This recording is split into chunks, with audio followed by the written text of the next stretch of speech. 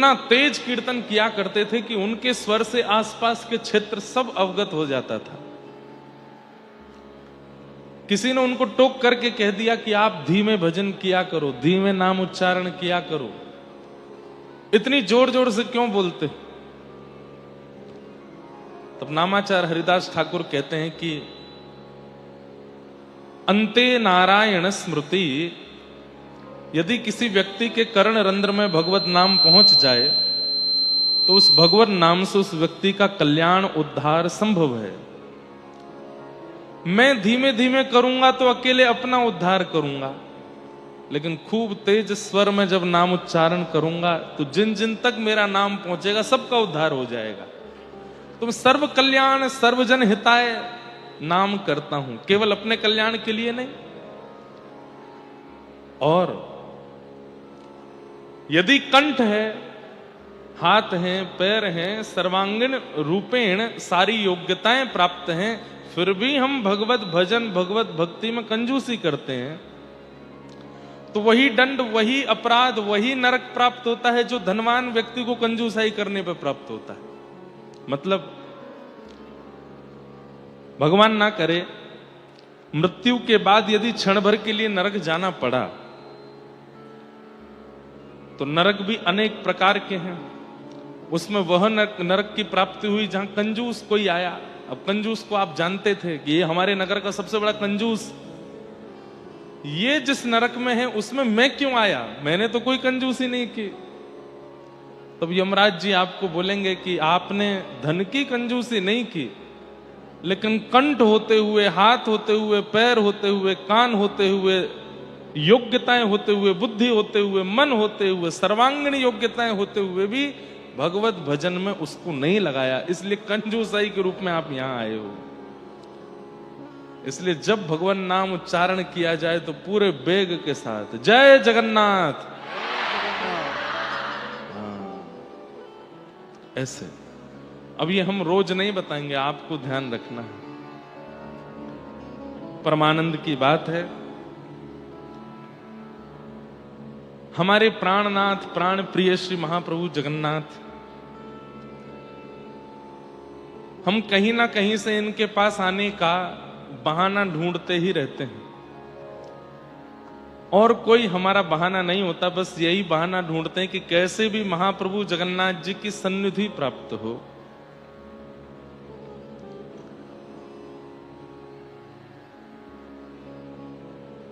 इन दिनों में भुवनेश्वर में पहले ही कथा निश्चित थी, आज से ही भुवनेश्वर में कथा होनी थी, और 26 तक कथा का क्रम था। फिर 27, 28, 29, 30 ये दिन हमारे खाली थे। 1 तारीख को 2 को विदेश यात्रा पर निकलना था। 29 को महाप्रभु जगन्नाथ जी की स्नान पूर्णिमा है, उनका जन्म नक्षत्र जन्म तिथि है। महाप्रभु जगन्नाथ जी इस धराधाम पर स्नान पूर्णिमा के दिन प्रकट हुए। तो मन में भाव था भुवनेश्वर कथा करेंगे, 4 दिन फिर जगन्नाथपुरी में ही रहेंगे, और तब तो यह भी भाव था कि पुरी में ही रहेंगे, रोज पुरी से भुवनेश्वर कथा करने आया करेंगे। परंतु किन्हीं कारणोंवश वो कथा भुवनेश्वर नहीं हो पाई। अब हमारे पास तो कथाओं के क्रम आते रहते हैं, वहां कर दो, वहां कर दो, वहां कर दो। तो कथाओं के क्रम तो बहुत जगह के आए, लेकिन मैं प्रतीक्षा कर रहा था कि महाप्रभु जी के आसपास आएगी वही कथा करेंगे इन दिनों में। भुवनेश्वर में नहीं तो कहीं पास ही होनी चाहिए। और तभी हमारे यहां कटक से संपर्क आया कि यहां कथा, पहले भी आए थे संपर्क कटक में कथा के, लेकिन तब समय नहीं बन पा रहा था। और हमारे जो सब कथाओं का क्रम देखते हैं उनको याद भी नहीं था कि कटक से कोई कथा आई है। जब भुवनेश्वर की कथा पोस्टपोन हुई, ये समय खाली निकला, तो हमने कहा ये तो महाप्रभु जी से दूर ही हो जाएगी, बिना बहाने कैसे जाऊं। तो मैंने इनको याद दिलाया, मैंने कि कटक से फोन आया था कथा के लिए, वो वहां संपर्क करो। बोले हाँ वो तो अभी भी है। मैंने कहा उनको कह दो अगर ये 2-3 महीना में व्यवस्था बन जाए, संभवतः 2-3 महीने में ये अपना क्रम बना है ना, इतनी जल्दी क्रम बनता नहीं कथा का, लेकिन हमने कहा उनसे कहो कटक में कथा करेंगे ताकि महाप्रभु जी का सानिध्य मिले। तो भुवनेश्वर नहीं तो कटक, महानदी के चारों तरफ से घिरे हुए इस पावन शहर कटक में हमारे पूज्य पिताजी महाराज तो यहाँ 3 बार कथा क्रम कर चुके हैं, लेकिन इतनी बार जगन्नाथपुरी आए, कटक कभी आए नहीं। तो इस बार ठाकुर जी ने कृपा करके दूर नहीं भेजा, कटक बुला लिया। वो बोले यहाँ कथा सुनाओ और प्रेम से हमारा सानिध्य अनुभव करो। तो पहले 60 किलोमीटर दूर कथा होनी थी, अब 90 किलोमीटर है, लेकिन है जगन्नाथपुरी के अंतर्गत ही। ये श्री क्षेत्र 120 किलोमीटर में फैला है, तो इसलिए कटक पुरी क्षेत्र में ही है। तो यहां कथा कहने के लिए आए हैं। बहुत आनंद का विषय है, खूब आनंद अगले 7 दिनों तक रहने वाला है। आज प्रथम दिन का सत्र है और पुरी धाम से महाप्रभु जगन्नाथ जी पधारे। आपका रोज श्रृंगार होगा, रोज नवीन नवीन श्रृंगार में ठाकुर जी दर्शन देंगे। एक दिन सोना भेष भी होगा, एक दिन ठाकुर जी का बड़ श्रृंगार, अभी तो बड़ श्रृंगार में ही है, हा? चंदन लागी, अभी चंदन लागी वेश में। सब ठाकुर जी के श्रृंगारों का दर्शन हम लोग यहीं किया करेंगे। महाप्रभु जी पधारे हैं। आज भी कथा के बाद हम खीर चोरा गोपीनाथ बालेश्वर जाएंगे, वहां पहली बार वहां का भी दर्शन करके आएंगे। ऐसे अद्भुत ठाकुर जी यहाँ। हमें कभी कभी लगता है कि हमारे वृंदावन के ठाकुर ने 2 प्रांतों पर बड़ी कृपा की है भारत में। वृंदावन के ठाकुरों ने 2 प्रांत पर विशेष कृपा की। एक तो राजस्थान, वृंदावन के ठाकुर राजस्थान में भी खूब विराजमान हैं। श्री गोविंद देव जी, गोपीनाथ जी, मदन मोहन जी, विनोदी लाल जी, राधा दामोदर जी, अनेक ठाकुर राजस्थान में। और दूसरी कृपा आपकी उड़ीसा पर हुई है। यहां पर भी ठाकुर जी खूब सुंदर सुंदर रूपों में, भावों में विराजमान हैं। श्री साक्षी गोपाल भगवान वृंदावन से पधारे। खीर चोरा गोपीनाथ, टोटा गोपीनाथ, सब वृंदावन के ठाकुर यहां विराजमान। महाप्रभु जगन्नाथ कितनी कृपा करके यहां इस पूरे उड़ीसा क्षेत्र पर कृपा कर रहे हैं। तो ये सौभाग्य है आप लोगों का कि आप यहां रहते हैं, और सौभाग्य है हमारा कि हम कथा सुनाने आए हैं।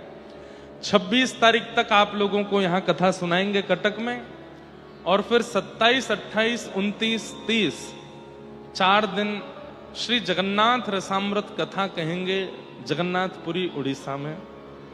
तो जिन लोगों को 7 दिन कथा सुनकर के मन ना भरे, वो फिर पुरी आ जाना।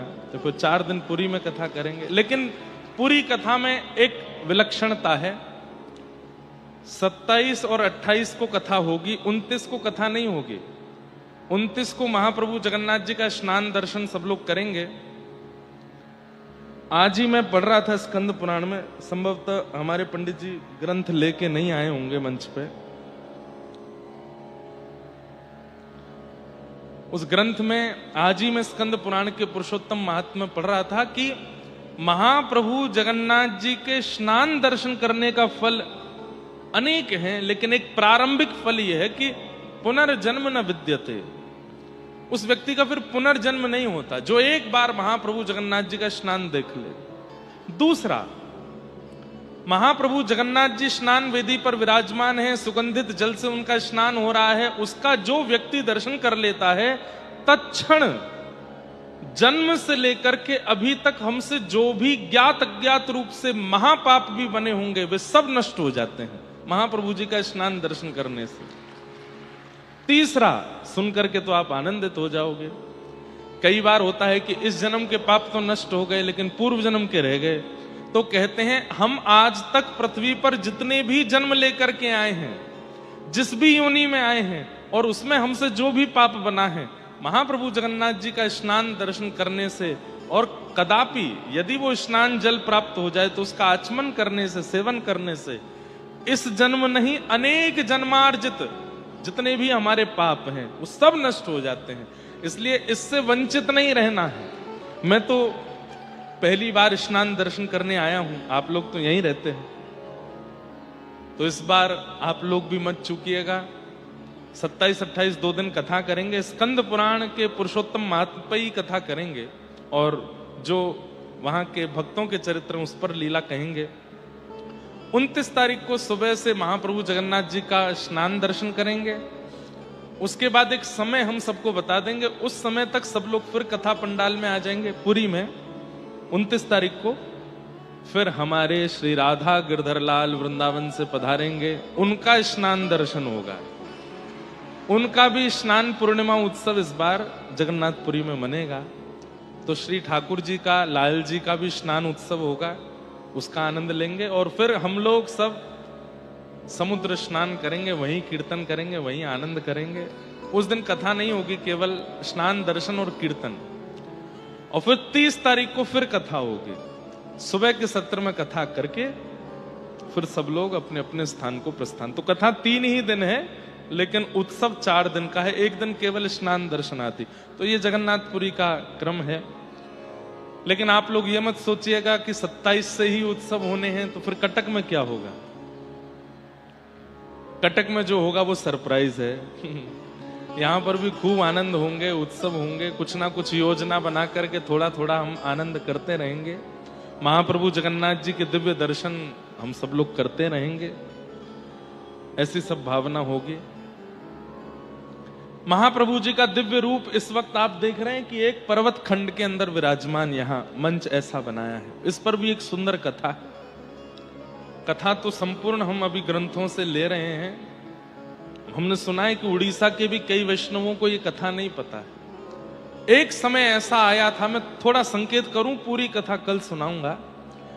एक समय ऐसा आया था कि 144 वर्ष तक महाप्रभु जगन्नाथ जी के दर्शन भी नहीं हुए थे और महाप्रभु जगन्नाथ जी की सेवा भी नहीं हुई थी। कई आक्रांताओं से बचाने के लिए तत्कालीन राजा ने महाप्रभु जगन्नाथ जी को भूमि के अंदर विराजमान किया था, एक गुफा के अंदर विराजमान किया था। 144 वर्ष बाद फिर उस क्षेत्र में एक राजा का आगमन हुआ। उन्होंने ठाकुर जी को ढूंढा और पुनः भूमि से प्रकट किया। तो गुफा के अंदर जो महाप्रभु जी का दर्शन था वही मंच यहां बनाया गया है। तो ये दर्शन है। कथा श्लोक सहित और भाव सहित जो भी है वो कल के प्रसंग में मैं सुनाऊंगा। कौन से राजा थे, क्या क्या उनके नाम थे, वो सब निकाला है। कौन से क्षेत्र में है, सब कुछ उसका भाव रखा है। परंतु ये अद्भुत दर्शन है। आज भी वो गुफाएं वहां विराजमान है जहां महाप्रभु जी विराजे। तो उसी भाव से इस बार सोच रहे थे कि उड़ीसा में कथा होती है, हर बार हम श्री मंदिर बनाते हैं, हर बार श्री मंदिर का। अच्छा, एक बात और, दुनिया के किसी कोने में कथा हो, आयोजकों की जिम्मेवारी है मंच बनाने की, लेकिन उड़ीसा में कथा होती है तो मंच में क्या बनेगा ये हमारी जिम्मेवारी होती है। ये हमको, मतलब हम अंतरंग रूप से बता रहे हैं कि हमको कितना प्रेम है यहां से, कि क्या बनना चाहिए, कैसे श्रृंगार हो, कैसे क्या, वो ऐसा रहता है कि ये दायित्व तो हमको दिया जाए, ये सेवा तो हमारी रहनी चाहिए। तो उसी भाव से महाप्रभु जी यहाँ विराजमान है, तो उसका दर्शन सब लोग कर ही रहे हैं। नित्य आप सब लोग 4 बजे तक यहाँ उपस्थित हो जाइए। 4 साढ़े 4 के बीच में कथा प्रारंभ होगी और जब तक ठाकुर जी की इच्छा होगी चलेगी। ठाकुर जी के नित्य मंगल दर्शन होंगे, आप सब लोग उसका अनुभव किया करना।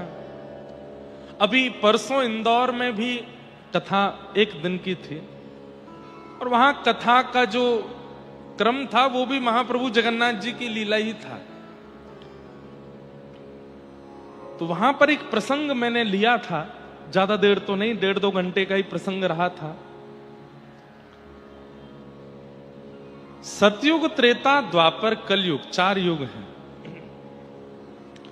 और इन चतुर युगों में हम सब लोगों के लिए अलग अलग धामों की प्रधानता है। सब लोग ध्यान से सुनो, इधर देखो, सावधानी से सुनो।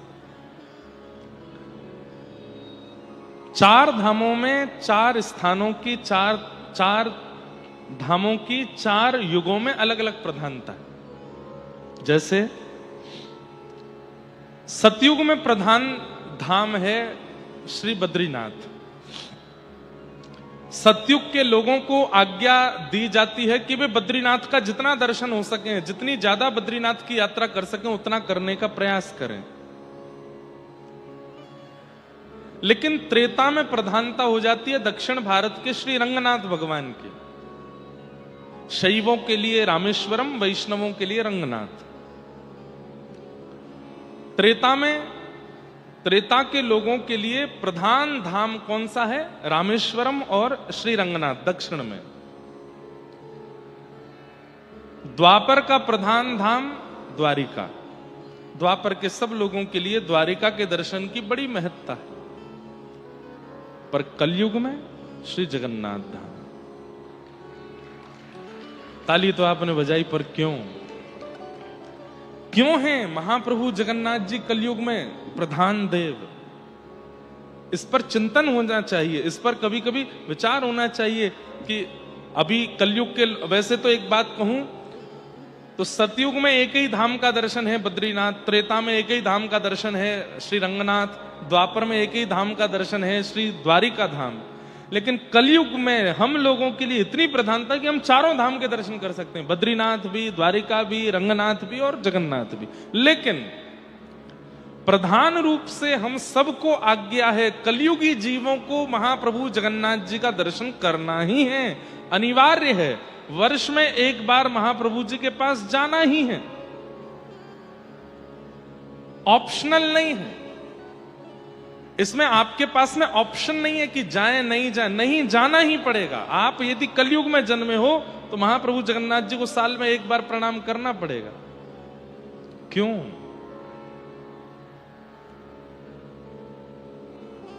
हम कलयुगी जीव हैं। कलयुग में प्रत्येक दिन पाप बढ़ रहे हैं, प्रत्येक क्षण हमसे भी कोई ना कोई पाप बनता है। और यदि हम उन पापों में सदा रत रहेंगे तो अपना उद्धार कभी नहीं कर पाएंगे। चाहे हम कितना भी नियम कर लें, जप कर लें, तप कर लें, कितना भी ज्ञान अर्जन कर लें, कलिकाल इतना प्रचंड है तब भी हमको पापगामी बना के ही मानेगा और कोई उपाय नहीं है। तब कहें क्या करें? कलयुग के जीव अपना उद्धार कैसे करेंगे? तब महाप्रभु जगन्नाथ जी प्रकट हुए और प्रकट होकर के कहा, मेरा दर्शन करेंगे, मेरी स्नान वेदी का दर्शन करेंगे, मेरी चंदन यात्रा का दर्शन करेंगे, मेरे नौका विहार का दर्शन करेंगे, मेरी रथ यात्रा का दर्शन करेंगे। और मेरा दर्शन भी यदि कर लेंगे, किसी बिना उत्सव में भी महाप्रभु जगन्नाथ जी का भी दर्शन यदि कर लेते हैं तो उसी क्षण हमारे पाप नष्ट होने प्रारंभ हो जाते हैं। हम जितनी देर महाप्रभु जी के सन्मुख रहते हैं, जितनी देर श्री क्षेत्र के अंदर रहते हैं, उतनी देर पाप नष्ट होते रहते हैं हमारे। इसलिए कलिकाल में हम लोगों के लिए जगन्नाथपुरी जाना अति अनिवार्य है। पर एक कंडीशन अप्लाई होती है। क्या? जगन्नाथपुरी जाना है, महाप्रभु जी का दर्शन करना है, लेकिन महाप्रभु जी को देखने के बाद में पूर्ण समर्पण करते हुए ठाकुर जी को वचन देना है कि नाथ, अब तक जो हुआ उन सबको आप नष्ट कर ही रहे हैं अपने दर्शन से, पर मैं वचन देता हूं कि अब दोबारा वह गलतियां नहीं होंगी जो मैंने पूर्व में की हैं। अब वह पाप मुझसे दोबारा नहीं बनेंगे। मैं प्रयास करूंगा कि मैं पुनः उन सब क्रियाओं को ना करूं जो मैंने पूर्व में की हैं। बस आप कृपा करके ये नम रक्ष जगन्नाथ, मेरी रक्षा करो। और आप ठाकुर जी को जैसे वचन दे देते हो कि पुनः नहीं करूंगा, ठाकुर जी तुरंत आपके समस्त पापों को नाश कर देते हैं। दो लोग हैं जो हमारा पूरा लेखा जोखा रखते हैं। हमारे पूरे जीवन की डायरी दो लोगों के पास में है, चित्रकेतु और यमराज। इनके पास सब लिखा है, हमने कब कहां क्या किया हम भूल जाते हैं, पर नरक जाते समय वे सब हमको याद कराते हैं। तुम जब तुम जब 18 वर्ष के थे तब तुमने ऐसा किया, जब तुम 19 वर्ष के थे तुमने ऐसा किया, 20 वर्ष की अवस्था में कॉलेज में तुमने ये किया था, अपने मित्र के साथ तुम ऐसा व्यवहार कर चुके हो, अपने परिवार के दूर के संबंधियों के साथ तुमने इतना गलत काम किया, इसके साथ कपट, इसके साथ छल। व्यक्ति खून के आंसू रोने लगता है कि मैं तो भूल ही गया था मैंने ये सब किया है, लेकिन उन्हें सब पता रहता है। लेकिन जैसे ही व्यक्ति जीवित अवस्था में महाप्रभु जगन्नाथ जी को प्रणाम करते हुए और वचन देता है कि पुनः नहीं करूंगा, महाप्रभु जगन्नाथ उसी समय चित्रगुप्त और यमराज जी को आज्ञा करते हैं, इसके जीवन में इसने जितने भी पाप कर्म किए सबको तुरंत नष्ट करो, इसको परम पवित्र बना दो। क्यों? वचन दे रहा है कि अब नहीं करेगा। सतयुग में यह संभव नहीं है। सतयुग में ठाकुर जी के दर्शन करने के बाद में भी प्रायश्चित विधान है। त्रेता में भी ठाकुर जी के दर्शन करने के बाद नियम है कि ऐसा करोगे तो ही पाप मुक्त होगे। द्वापर में भी आपको कुछ कुछ करना पड़ेगा, लेकिन कलयुग में केवल महाप्रभु जी के दर्शन कर लो, महाप्रसाद सेवन कर लो और ठाकुर जी को वचन दे दो कि अब नहीं करेंगे, उसी समय ठाकुर जी मुक्त कर देते हैं। लेकिन महाप्रभु जगन्नाथ जी को वचन देने के बाद भी, दर्शन करने के बाद भी पुनश्च उन्हीं पापों को जो व्यक्ति दोहराता है उसके साथ क्या होता है? एक तो 84 लाख योनियों में रजिस्ट्रेशन सब जगह हो जाता है, जाना ही पड़ेगा, और कितने हजार वर्षों के लिए नरक की प्राप्ति होती है उसका कोई आंकड़ा नहीं। और तीसरा, ठाकुर जी रूठ जाते हैं, महाप्रभु जी नजर फेर लेते हैं, फिर कभी उस व्यक्ति को देखते नहीं जो वचन देने के बाद भी पाप करे। इसलिए कलिकाल में महाप्रभु जगन्नाथ इतने दयालु देव हैं, इतने कृपालु देव हैं कि समस्त पापों को नष्ट करने के लिए बैठे हैं। लेकिन बस हम इतनी सावधानी रखें कि वचन देने के बाद पुनश्च वह पाप कर्म करें ना, और कम से कम ज्ञात रूप में ना करें, जानबूझ के ना करें। अज्ञात में हो जाए तो कोई बात नहीं, ठाकुर जी क्षमा करते हैं, पर ज्ञात रूप में ना करें। क्यों? शास्त्रों में वर्णन है कि जब कलिकाल बढ़ेगा, जब कलयुग प्रचंड होता चला जाएगा तो क्या क्या होगा। सबसे पहला, भारत की समस्त देव नदियां सूख जाएंगी, यमुना जी सूख जाएंगी, गंगा जी सूख जाएंगी, कावेरी सूख जाएंगी, सरजू जी सूख जाएंगी, सब अंतर्ध्यान हो जाएंगी, और लगभग होना प्रारंभ हो चुका है। सारी देव नदियां सूख रही हैं। उद्गम से लेकर के संगम स्थली तक जब देव नदियों का कोई प्रारूप भी ना मिले, समझ जाओ प्रचंड कलिकाल आ गया है। सब लोग ध्यान से सुनो। दूसरा, सारे धर्म स्थान, धर्म स्थली अपनी पुरातन स्वरूप को खोने लग जाएं। जो उनका पुराना स्वरूप है, जो उनका वास्तविक स्वरूप है, उस वास्तविक स्वरूप को जब धर्म स्थान, तीर्थ स्थान खोने लग जाएं, वे अपने रूप से विहीन होने लग जाएं, समझ जाओ प्रचंड कलिकाल आ रहा है। धीरे धीरे यह भी प्रारंभ हो गया है। अब तीर्थ स्थान, धर्म स्थान अपने स्वरूप को खोते जा रहे हैं।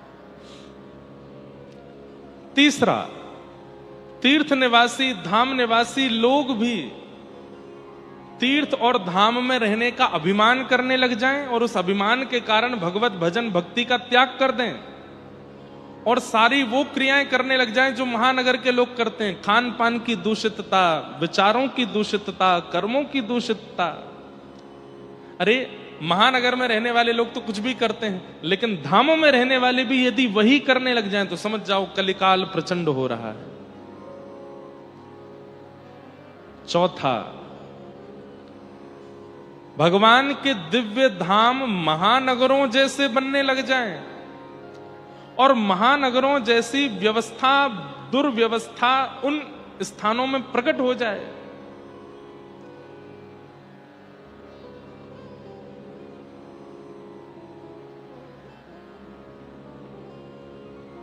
मांस मदिरा का भोजन और कलयुग को प्रचंड करने वाले जितने भी दूषित स्थान हैं, ये धामों में प्रकट होने लग जाएं, समझ जाओ कि अब प्रचंड कलिकाल आ रहा है। और अंतिम स्थिति बताते हैं, जितनी भी देव मूर्तियां हैं भारत में, जितने भी धाम हैं, जितने भी तीर्थ हैं, वहां विराजमान जो देव स्थान है, वो देव मूर्तियां हैं, उनसे देवत्व निकल जाएगा, वे केवल पाषाण रह जाएंगे। उनके सामने कुछ भी गलत करने में व्यक्ति को लज्जा नहीं आएगी। क्यों? उसे ये विश्वास हो चुका होगा कि ये केवल पाषाण है, ये भगवान नहीं है।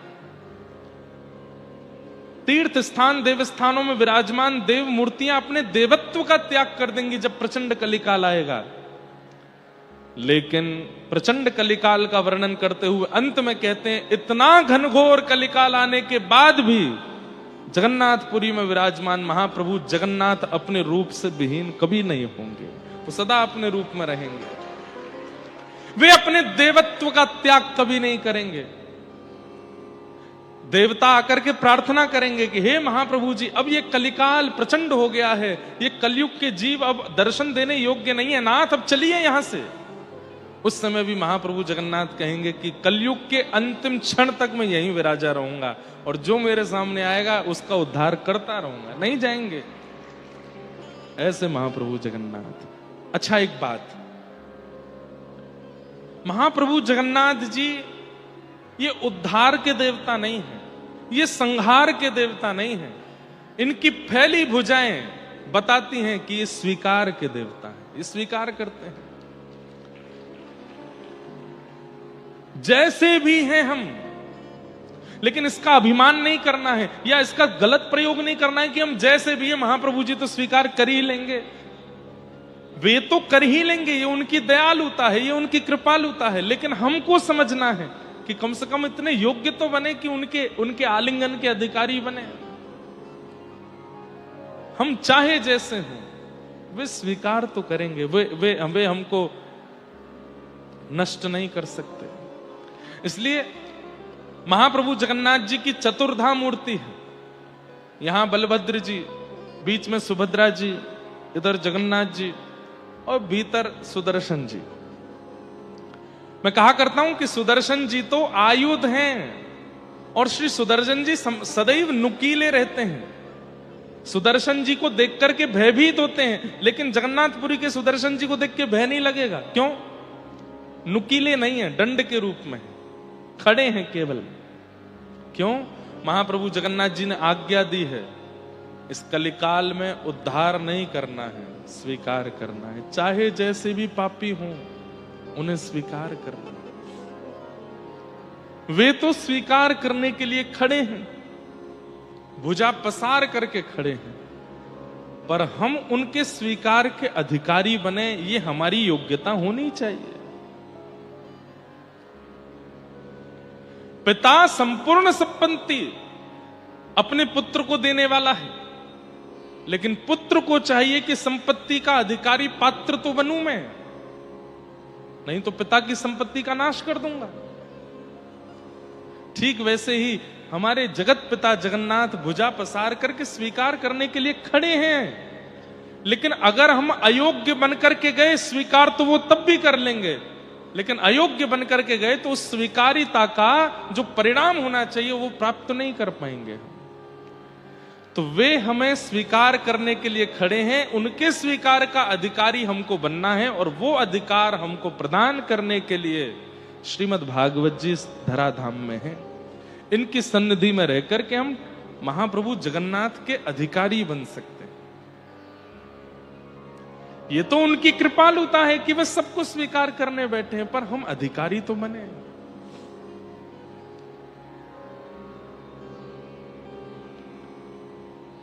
अच्छा हूं या बुरा हूं, जैसा भी हूं तुम्हारा,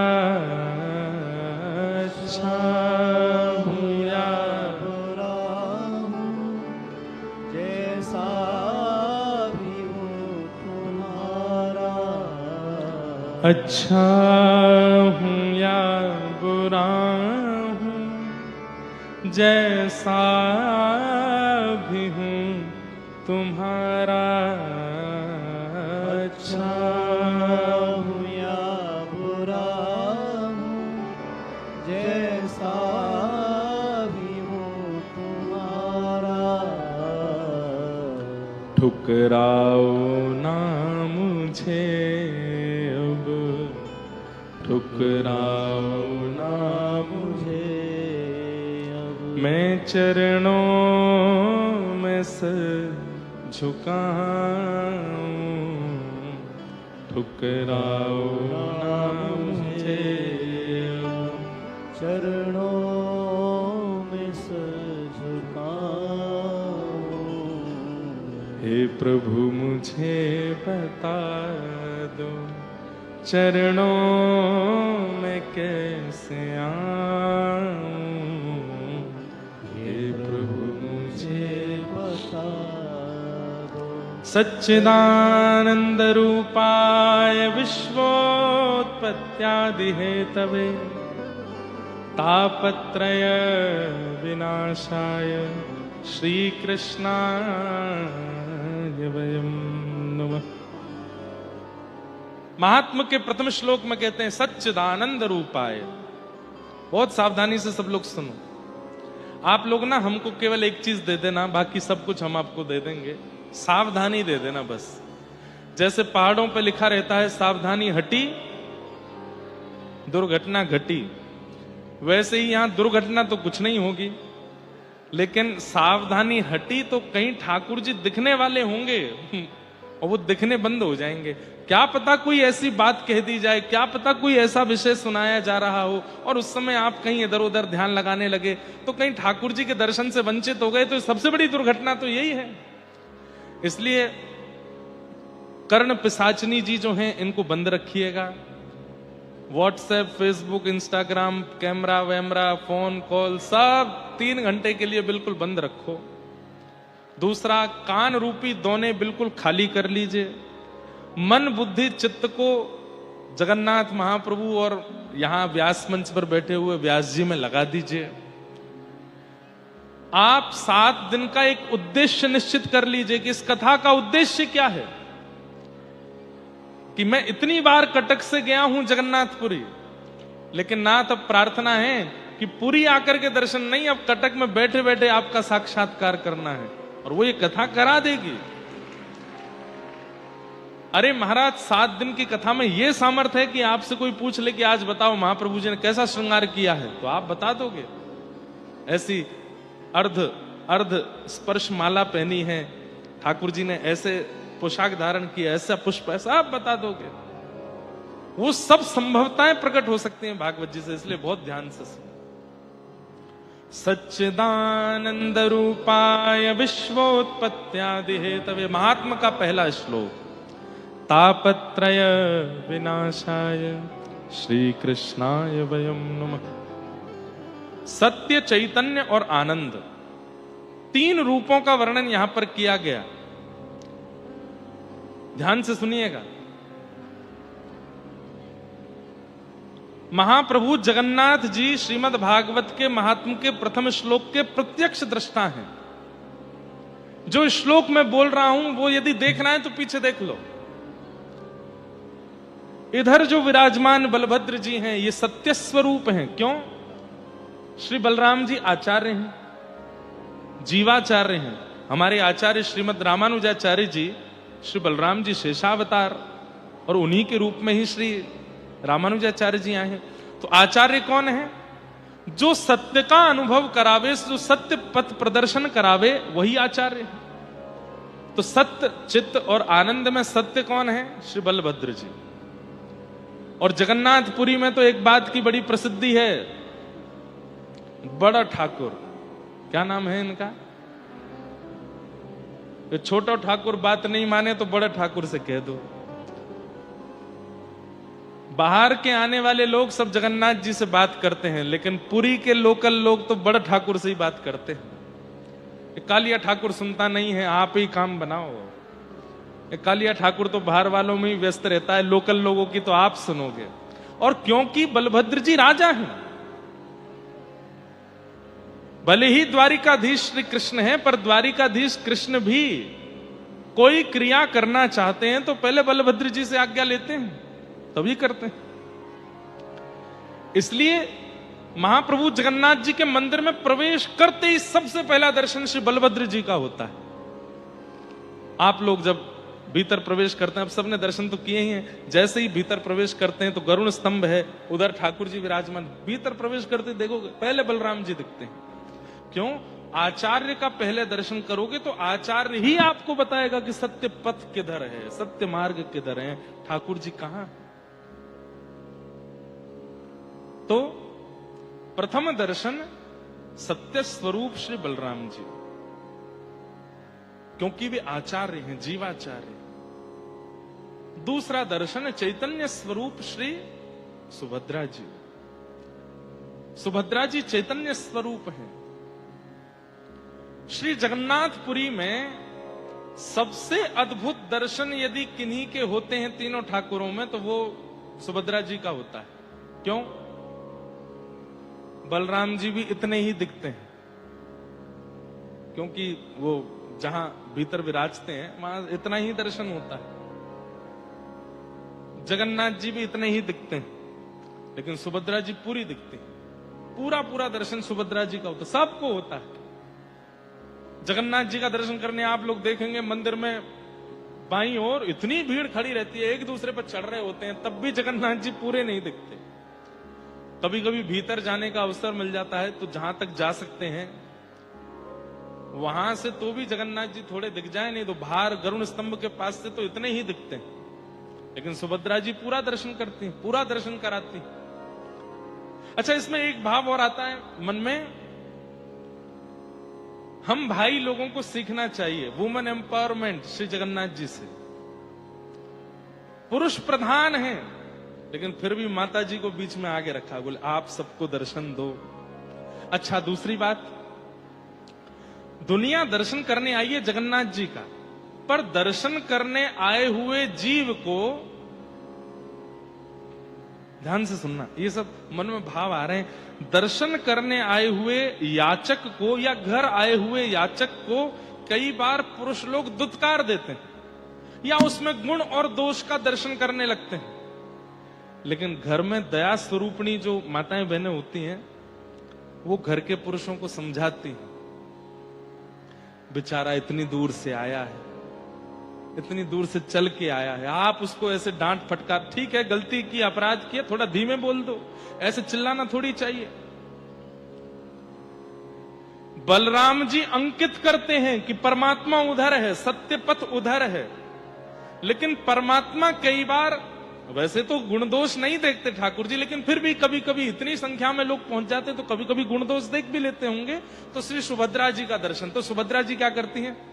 जगन्नाथ जी बड़े भैया, ये सामने जीव आया, कलकत्ता से आया है, ये बेंगलोर से आया है, ये कटक से आया है, ये भुवनेश्वर से आया, बेचारा बहुत दीन है, इसको दर्शन दीजिए ना, इस पर कृपा कीजिए ना। महाप्रभु जगन्नाथ जी बिल्कुल नहीं करनी है, तुमको पता है इसने कितने पाप अपराध कर रखे हैं। अरे तो कोई बात नहीं है, तो आपका ही जीव, इस पर अनुग्रह करो, इस पर कृपा करो। अच्छा, एक बात, महाप्रभु जी तो कृपा करने ही बैठे हैं, लेकिन वे चाहते हैं कि बगल में बैठे हमारे बहन भैया, इनके अंदर भी मेरी जैसी करुणा आवे, तो जानबूझ के उनको दिखाते, नहीं इस पर कृपा नहीं करूंगा। सुभद्रा जी, अरे भैया कर दो ना, क्या दिक्कत है? तब ठाकुर जी कहते, ठीक है आप कह रही हो तो कर रहा हूं, नहीं तो मेरी इच्छा तो नहीं है। जगन्नाथ जी करना चाहते हैं, लेकिन वे चाहते हैं कि इन दोनों का भाव भी मैं थोड़ा सुनूं।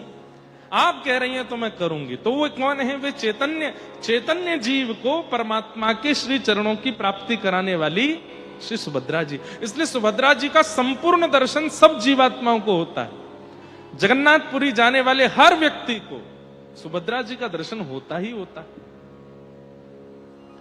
अब कहां तक कहें, एक व्यक्ति पहली बार हमारे साथ जगन्नाथपुरी गया था, वो सुभद्रा जी को ही जगन्नाथ जी समझ रहा था, वो सुभद्रा जी को ही जगन्नाथ जी। फिर एक बार कहीं फोटो लगी थी तो मैंने कहा भाई कैसे दर्शन है? बोले ये जय विजय है, बीच में जगन्नाथ जी हैं। मैंने कहा अरे भाई ये जय विजय जगन्नाथ जी नहीं है, ये बलभद्र जी हैं, सुभद्रा जी है, जगन्नाथ। वैसे ऐसा है नहीं, अब तो सब लोगों को सब पता है, लेकिन ऐसे ऐसे महापुरुष भी हैं। तो सुभद्रा जी का दर्शन सबको होता है, या फिर ऐसा कहो सब पर दृष्टि सुभद्रा जी की जरूर पड़ती है। और ये अच्छा है कि सुभद्रा जी हमको देख लें। वे दयालु हैं, वे मां हैं, वे कई बार प्रसन्न होती हैं तो जगन्नाथ जी से कहती हैं इस पर कृपा करो। और जब सत्य स्वरूप बलभद्र जी, चैतन्य स्वरूप सुभद्रा जी दोनों कृपा कर देती हैं, तब आनंद घन जगन्नाथ हमको देखते हैं। आनंद घन जगन्नाथ की हम पर दृष्टि पड़ती है, और जैसी उनकी दृष्टि पड़ती है, उनकी कृपा होती है। बड़े भाव आ रहे हैं मन में। बलभद्र जी का जब दर्शन करते हैं तब सत्य की प्रतीति होती है कि यही साचे हैं, ये जो मेरे सामने तीनों देव खड़े हैं ये साचे हैं, बाकी जगत मिथ्या है। सुभद्रा जी का जब दर्शन करते हैं तो उनके प्रति मूर्ति भाव नष्ट हो जाता है, तीनों चैतन्य हैं। और जब जगन्नाथ जी का दर्शन करते हैं तो रोंगटे खड़े हो जाते हैं, आनंद आ जाता है।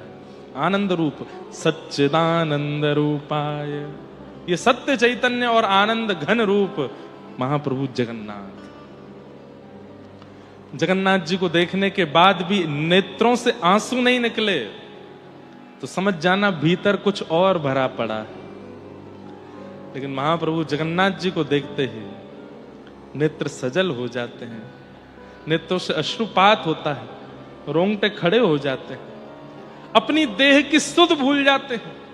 कौन आया साथ में, कौन लेकर के आया, कहां खड़े हैं। कई बार इतनी गर्मी हो जाती है भीतर मंदिर में कि महाराज श्वास लेना भारी पड़ता है, लेकिन महाप्रभु जगन्नाथ को देख करके एक ऐसी शीतलता का अनुभव होता है। वही शीतलता, वही सुख, वही है आनंद, और वही आनंद श्री कृष्ण।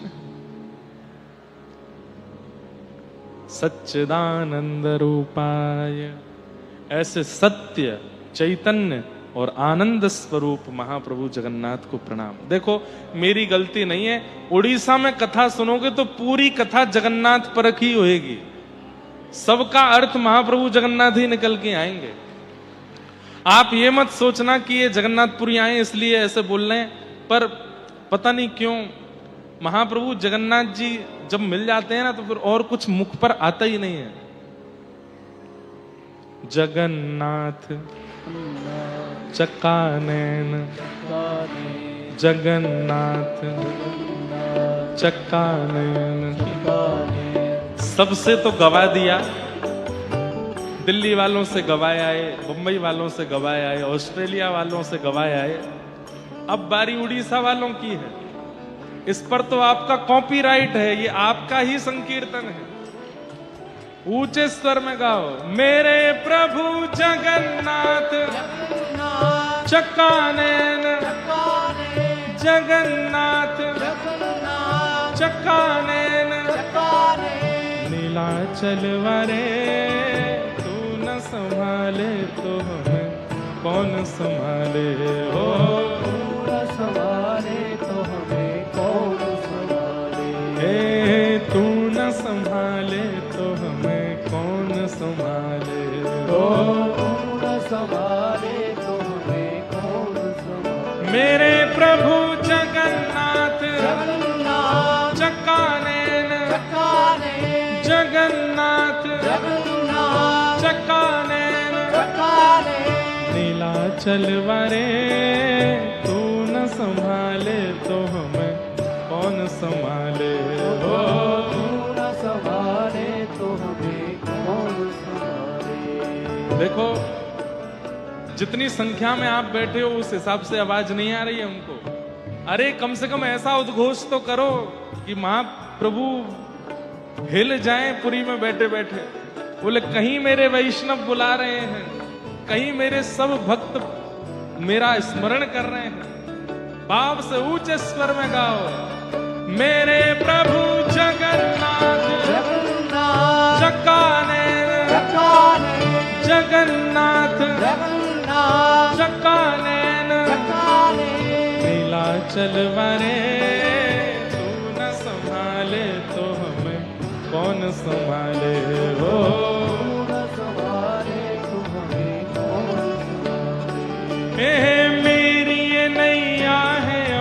तेरे हवाले।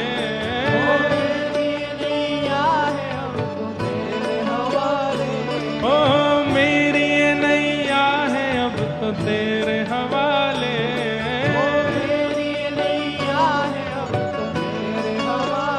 ओ हमें तू न संभाले तो हमें कौन संभाले। हो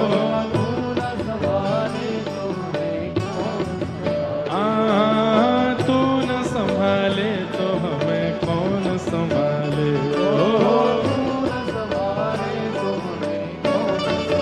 मेरे प्रभु जगन्नाथ चकानैन, जगन्नाथ चकानैन, नीलाचल वारे तू न संभाले तो हमें कौन संभाले। हो हे बलभद्र सुभद्रा संग आप विराजे। बलभद्र हे बलभद्र सुभद्रा संग आप विराजे।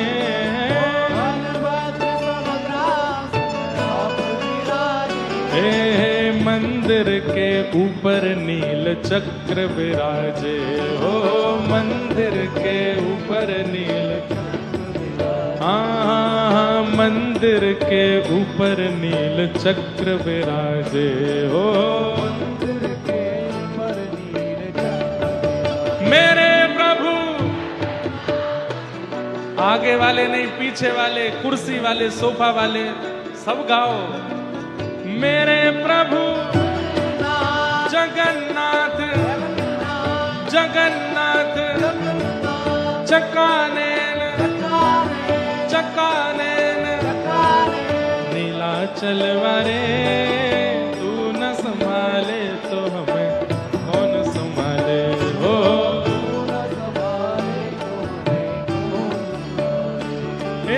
तुम्हें छोड़ जाऊं अब मैं किसके दुआरे। तुम्हें छोड़ जाऊं अब मैं किसके दुआरे। हाँ तुम्हें छोड़ जाऊं अब मैं किसके दुआरे। तुम्हें छोड़ जाऊं अब मैं किसके दुआरे। ओ हमें तू न संभाले तो हमें कौन संभाले। ओ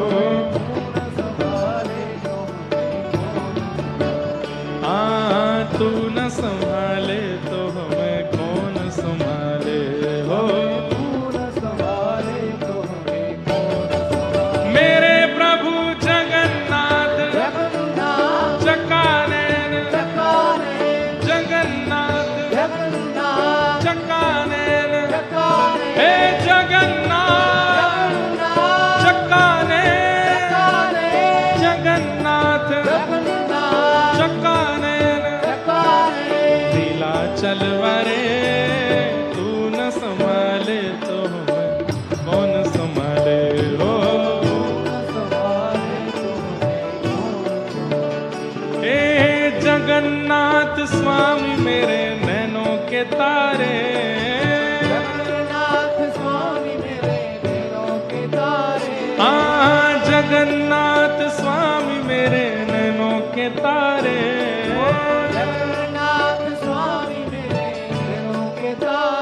ओ मेरे बिगड़े काज स्वामी आप संभाले।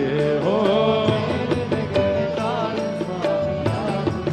हाँ मेरे बिगड़े काज स्वामी आप संभाले। हो मेरे प्रभु जगन्नाथ चकानैन, जगन्नाथ चकानैन, नीलाचल वारे तू न संभाले तो हमें कौन संभाले। हो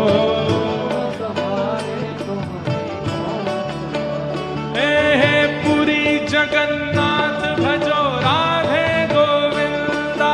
पुरी जगन्नाथ भजो राधे गोविंदा।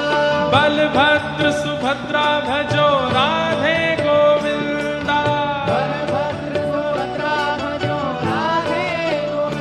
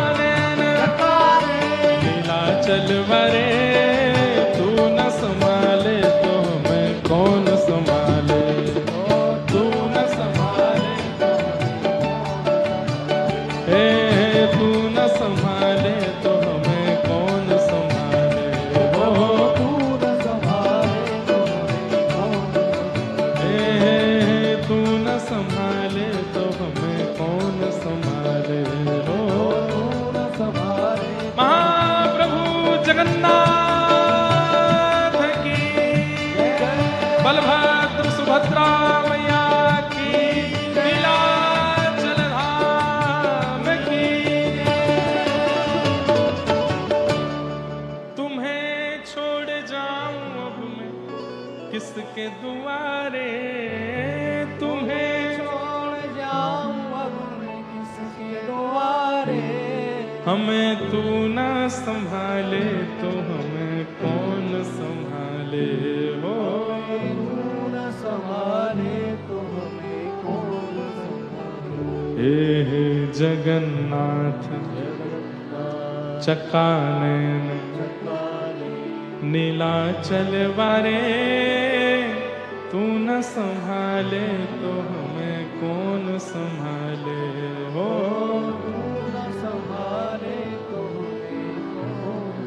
सच्चिदानंद रूपाय विश्वोत्पत्त्यादि हेतवे, तापत्रय विनाशाय श्री कृष्णाय वयं नमः। तो सत्य स्वरूप कौन है? बलभद्र जी। वैसे ये तीनों रूप तीनों ही हैं, सत्य भी तीनों है, चैतन्य भी तीनों है, आनंद भी तीनों है, लेकिन एक भाव रूप में सत्य स्वरूप श्री बलभद्र जी, चैतन्य स्वरूप श्री सुभद्रा जी और आनंद घन श्री जगन्नाथ। सच्चिदानंद रूपाय, तीनों करते क्या है? बोलो विश्वोत्पत्त्यादि हेतवे, विश्व की उत्पत्ति करना, पालन करना और संहार करना, ये तीनों का काम है। तापत्रय विनाशाय, तीन प्रकार के तापों का जो नाश करते हैं, आदि दैविक, आदि भौतिक, आध्यात्मिक। श्री कृष्णाय वयं नमः। ऐसे श्री कृष्ण को हम बारंबार प्रणाम करते हैं, नमन करते हैं, वंदन करते हैं। यम प्रव्रजन्तमनुपेतमपेत कृत्यम द्वैपायनो विरह कातरया जुहाव, पुत्रेति तन्मयतया तर्वोऽभिनेदुः, तम सर्वभूत हृदय मुनिमानतोस्मि। श्री सुखदेव जी महाराज की। श्री सुखदेव जी को वंदन किया। 88,000 सौनकादि ऋषि नैमिषारण्य क्षेत्र में सूत जी महाराज से प्रश्न करते हैं कि भगवान, इस भयावह कलिकाल में भगवत प्राप्ति का श्रेष्ठ से श्रेष्ठ और पवित्र से पवित्र साधन क्या है? कृपा कर हमें बताओ। बहुत ध्यान से सुनेंगे सब लोग, सब लोग इधर देखो, इधर देखो, इधर देखो, ध्यान से सुनो। टीवी पर तब देखिएगा जब आपका रूप आवे उसमें, हाँ? जब तक आप नहीं दिखाए जाओ तब तक हमको ही देखो। कलयुग में भगवत प्राप्ति का श्रेष्ठ से श्रेष्ठ, श्रेयसाम यद भवेत् श्रेय पावनानां च पावनम, कृष्ण प्राप्तिकरं सस्व साधनम तद्वदाधुना। बंधुओं देखो, हम पाप मुक्त कैसे हों, हम पवित्र कैसे हों, हम शुद्ध कैसे हों, हमारे पूर्व के किए कृत्यों से हम निवृत्त कैसे हों, इसकी योजनाएं तो सब सुनते रहते हैं और सब करते भी रहते हैं,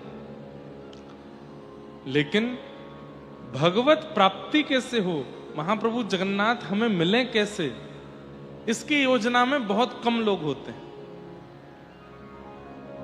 इसकी योजना में बहुत कम लोग, लेकिन वास्तविकता यही है कि पाप मुक्त होना कल्याण नहीं है। मृत्यु से पहले भगवत अनुभव कर लेना, यही मानव का कल्याण है। बहुत धनवान होना कल्याण नहीं है। यदि बहुत धनवान होना कल्याण होता तो शायद सबसे बड़ा कल्याणकारी और सबसे बड़ा कल्याणवंत पुरुष रावण है। विद्वान होना कल्याण नहीं है, उसमें भी रावण का ही नाम आ जाएगा, बहुत विद्वान था। यश वैभव कीर्ति प्राप्त करना कल्याण नहीं है। प्रभु श्री राम को इतने लोग नहीं जान रहे थे त्रेता में जितना रावण को जानते थे। हिरण्यकश्यप को तीनों लोग जानते थे, नृसिंह भगवान को कोई नहीं जान रहा था। तो यश वैभव कीर्ति प्राप्त करना भी कल्याण नहीं है। सुयोग पुत्र होना, सुयोग पुत्री होना, उनके योग्य विवाह हो जाना, ये सब कल्याण नहीं है। लेकिन दुर्भाग्य की बात, हम यहां सुनकर के बातें तो बड़ी बड़ी कर रहे हैं, पर बाहर जाके हम भी यही कल्याण चाहते हैं। हमारा उद्देश्य भी यही बन चुका है कि धनवान होंगे तो ही हमारा कल्याण है, योग्य पुत्र पुत्री होंगे तो ही हमारा कल्याण है, हमारा यश होगा, कीर्ति होगा, वैभव होगा तो ही हमारा कल्याण है। यहां बैठ करके तो बड़ी बड़ी बातें होती ही हैं, लेकिन वास्तविकता में यह कल्याण नहीं। कल्याण क्या है? भले ही योग्य कुल में जन्म हुआ हो, लेकिन इस पृथ्वी से प्रस्थान करने से पूर्व भगवत अनुभव हो गया हो, भगवत साक्षात्कार हो गया हो, तभी हमारा कल्याण है। उसी में ही हमारा कल्याण। भक्तिमती मीराबाई, राजवंश की रानी, आधी रात महल तज चलती, रहा न मनवा बस का, गिरधर की दीवानी मीरा, नाम छूटा अपयश का, और ठाकुर जी को प्राप्त कर ले। ये कल्याण है। अश्रेष्ठ कुल में जन्मा साल बेग, अहे नील शैण प्रबण मतावरण, प्रबण मतावरण, मुआरत नलनी बनकुकर दलन, अहे नील शैण। कहे साल बेग हीन जाति रे मुझवण, कहे साल बेग हीन जाति रे मुझवण, श्रीरंगा चरण तले करू अच्छी अपन, अहे नी। मैं ये पद गाता हूं, मेरे पूरे रोंगटे खड़े हो जाते हैं। श्री अंग के, अरे हम ब्राह्मण कुल में जन्मे हैं, आप वैश्य कुल में जन्मे हो, आप क्षत्रिय कुल में जन्मे हो, आप हिंदू धर्म में जन्मे हो, लेकिन क्या फायदा? एक यवन कुल में जन्मा बालक साल्वेग महाप्रभु जगन्नाथ जी के रथ को रोक देता है। हाँ? यही जन्म स्थान यही है। कितना दूर है यहां से? 2 किलोमीटर। मतलब सालवेग का जन्म स्थान यही है, पास में ही है। वाह, जाऊंगा मैं दर्शन करने, अगर कोई स्थान होगा वहां तो। उनकी समाधि तो है ठाकुर जी की रथ यात्रा क्षेत्र में। इसे कहते कल्याण। ब्राह्मण छोड़िए, क्षत्रिय छोड़िए, वैश्य छोड़िए, हिंदू धर्म में नहीं है। एक यवन कुल में जन्म लिए सालवेग, कोई संस्कार नहीं, सुसंस्कार नहीं, वहां पर त्रिकाल संध्या नहीं होती है, उनके घर में 2 समय के दीप नहीं जलाए जाते हैं, सालवेग के घर में गीता, रामायण, भागवत, महाभारत आदि का पाठ नहीं होता है। केवल मां, क्योंकि मां ब्राह्मणी थी उनकी, मां समय समय पर महाप्रभु जगन्नाथ जी की लीला सुनाती है, और उसका प्रभाव ऐसा, अपनी छत पर खड़े होकर के सालवेग स्तुति गाते हैं, और कोसों दूर महाप्रभु जगन्नाथ जी का रथ रुक जाता है। राजा और सब पंडा पुजारी चरणों में प्रणाम करते हैं, महाप्रभु क्या अपराध हुआ? बोले मेरा एक भक्त मुझे पुकार रहा है, जब तक वो मेरे सामने नहीं आएगा मेरा रथ आगे नहीं बढ़ेगा, उसको बुलाओ, उसको लेके आओ। पालकी लेकर के राजा गए हैं, और सालवेग की मां सहित उनको लेकर के जब जगन्नाथपुरी पहुंचे, जैसे ही सालवेग सन्मुख आया है, अरे कहना तो ऐसा चाहिए कि सालवेग महाप्रभु जी का दर्शन कर रहे हैं, लेकिन उल्टा हो रहा है, सालवेग का दर्शन महाप्रभु जी कर रहे हैं। और सालवेग को देखते ही महाप्रभु जी का रथ बिना खींचे आगे बढ़ने लगा, मानो जैसे वो नहीं तड़प रहा है उनसे मिलने के लिए, महाप्रभु जी तड़प रहे हैं उससे मिलने के लिए। एक बात याद रखना बंधुओं, और ये बिल्कुल सत्य है, इसमें कोई बनावटी बात नहीं है। यदि कोई कृष्ण विरह में, महाप्रभु जी के विरह में, धाम के विरह में, जगन्नाथ जी के विरह में रो रहा है, व्याकुल हो रहा है, इसका मतलब वो व्याकुल नहीं है, ठाकुर भी व्याकुल है उससे मिलने के लिए। आप नहीं रो सकते उनकी याद में, वे जब आपसे मिलने को व्याकुल होते हैं तभी आप रोते हो। ये कल्याण है कि ऐसे कुल में जन्मा साल में एक महाप्रभु जी की प्राप्ति कर लेता। हम यहां पर इतने बड़े बड़े बातें बनाते हैं, क्या अनुभव किया ठाकुर जी का आज तक? कुछ भी नहीं। ये कल्याण है ना। कल्याण तो, कल्याण की परिभाषा यही है, धन कमाया, यश कमाया, ऐश्वर्य कमाया, संपत्ति कमाई, सब कुछ कमाया और सब करके निकल गए दुनिया से, ये कल्याण नहीं है। भूल जाएगी दुनिया आपको। लेकिन कुछ नहीं कमा पाए, लेकिन मृत्यु आई उससे पहले पहले साक्षात ठाकुर जी को अपने सामने प्रकट करके उनका दर्शन कर लिया अपनी प्रेम लक्षणा भक्ति से, ये आपका कल्याण है। धन कमाइए, ऐश्वर्य प्राप्त कीजिए, यश प्राप्त कीजिए, सब कुछ प्राप्त रखिए, लेकिन सबके पीछे उद्देश्य मेरी मृत्यु आवे उससे पहले महाप्रभु जी को आना है, ये उद्देश्य रखो। यही कल्याण है। और वही प्रश्न यहां पर कर रहे हैं, श्रेयसाम यद भवेत श्रेय, श्रेष्ठ से श्रेष्ठ, पवित्र से पवित्र भगवत प्राप्ति का साधन क्या है? कृपा कर मुझे बता। इस कलिकाल में ठाकुर जी कैसे मिलेंगे? तब सूत जी महाराज कहते हैं, सूत जी उत्तर देते हुए बता रहे हैं कि इस कलिकाल में भगवत प्राप्ति के साधन तो अनेक हैं, लेकिन आपने कहा श्रेष्ठ से श्रेष्ठ और पवित्र से पवित्र, तो ये श्रेष्ठ और पवित्र की उपमा में यदि आप पूछ रहे हो साधन, तो एक ही है। क्या? श्रीमद् भागवतम शास्त्रम कलौकीरेण भाषितम, कालव्याल मुखग्रास त्रास नरणास तवे श्रीमद् भागवतम शास्त्रम। श्रीमद् भागवत रूपी शास्त्र, आद्योपांत इनका अनुसंधान अपने जीवन में करने लग जाओ, कलिकाल में भगवत प्राप्ति हो जाएगी। ये दावे के साथ सूत जी महाराज कह रहे हैं। आप कहोगे महाराज जी आप व्यास मंच पर बैठ करके बोल रहे हो, आप तो इतनी कथाएं कर चुके होंगे, आपको हो गया भगवत अनुभव। अब अनुभव कैसा होता है ये तो बताना भी नहीं चाहिए सबको, और हुआ है इसका अभिमान करके भी मैं नहीं बोलूंगा कुछ यहां से, लेकिन कुछ बातें ऐसी बताऊंगा जो नॉर्मल नहीं है। पहली, दुनिया के किसी कोने में कथा हो, महाप्रभु जगन्नाथ जी का किसी भक्त के द्वारा प्रसाद आ ही जाता है कथा में, यह अनुभव नहीं है तो क्या है? इंदौर में एक दिन का प्रसंग करने गया था, वहां भी कोई महाप्रसाद दूर से दिखा रहा था, आपके लिए पुरी से लेके आए।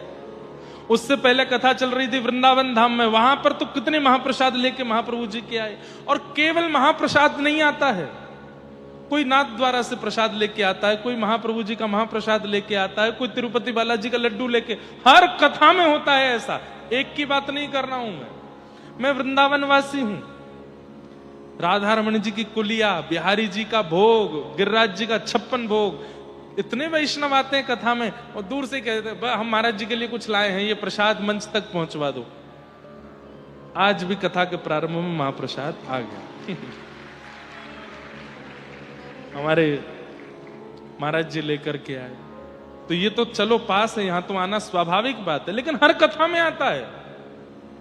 अब मैं कैसे ना मानूं कि कथा करने से मुझे भगवत प्राप्ति नहीं हो रही है? हर कथा में ठाकुर जी आ रहे हैं। चैतन्य महाप्रभु तो उद्घोष करके कहते हैं महाप्रसादे गोविंदे, साक्षात गोविंद है महाप्रसाद। महाप्रसाद को पाने का नियम क्या है?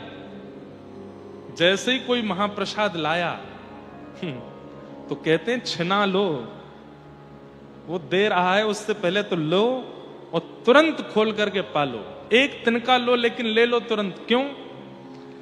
आपने अगर रखा चलो शाम को पाएंगे, कल पाएंगे, रात में प्राण चले गए तो महाप्रसाद सन्मुख आए, तुरंत उसको अपनी जिह्वा पर धर लीजिए, ऊपर से डाल लीजिए, एक कणिका डाल लीजिए।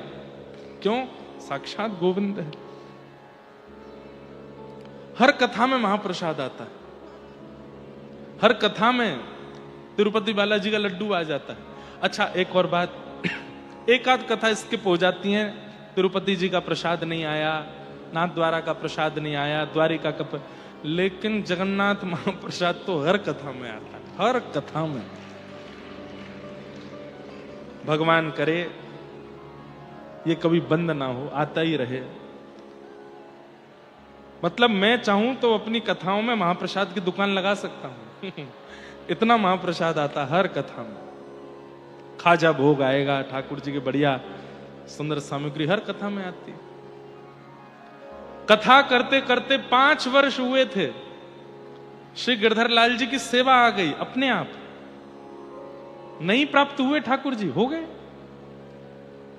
कथा करते हैं, कहते कहते नेत्र बंद हो जाते हैं, पद गायन करते करते ठाकुर जी की लीला का अनुभव होने लग जाता है। कई बार व्यास मंच से ऐसी लीलाओं का प्राकट्य होता है जो मैंने पढ़ी नहीं है पर मैंने सुना दी है। उसके बाद जब मैं आचार्यों से पूछने जाता हूं क्या ये लीला कहीं है, तो किसी ना किसी ग्रंथ में वो लीला प्रकट होती है। ये अनुभव नहीं है तो क्या है? ये सब बातें हम आपको इसलिए बता रहे हैं ताकि चित्त में विश्वास प्रगाढ़ हो जाए कि श्रीमद् भागवतम शास्त्रम कलौ कीरेण भाषितम। श्रीमद् भागवत शास्त्र है जो कलिकाल में भगवत अनुभव कराता। अब देखो, लोग बाग तो विवाद करते ही हैं और हमारे पीछे तो बहुत ही पढ़ने लग गए हैं आजकल लोग, लेकिन विवाद की बात नहीं है, सौभाग्य की बात है।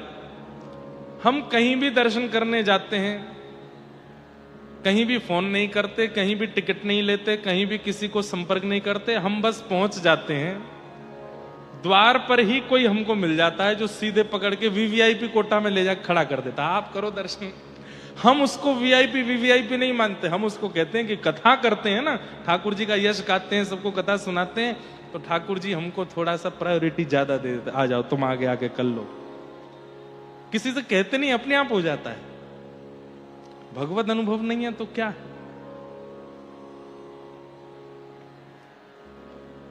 ये छोटे छोटे अनुभव, ये तो वो हैं जो मैं बता सकता हूं। बहुत अनुभव होते हैं ऐसे। भागवत जी की सन्निधि ग्रहण करके देखिए, आपको भी अनुभव होने लग जाएंगे, आपको भी उन भावनाओं का अनुभव होने लगेगा। श्रीमद् भागवतम शास्त्रम कलौ कीरेण मेरी अभी कलकत्ता में कथा थी इस साल जनवरी में, तो अभी कटक में तो ये नियम नहीं चल पाएगा, वैसे चल सकता है अगर मैं चाह जाऊं तो। मैं पुरी में रसोई का प्रसाद नहीं पाता, पुरी में केवल महाप्रसाद ही पाते हैं।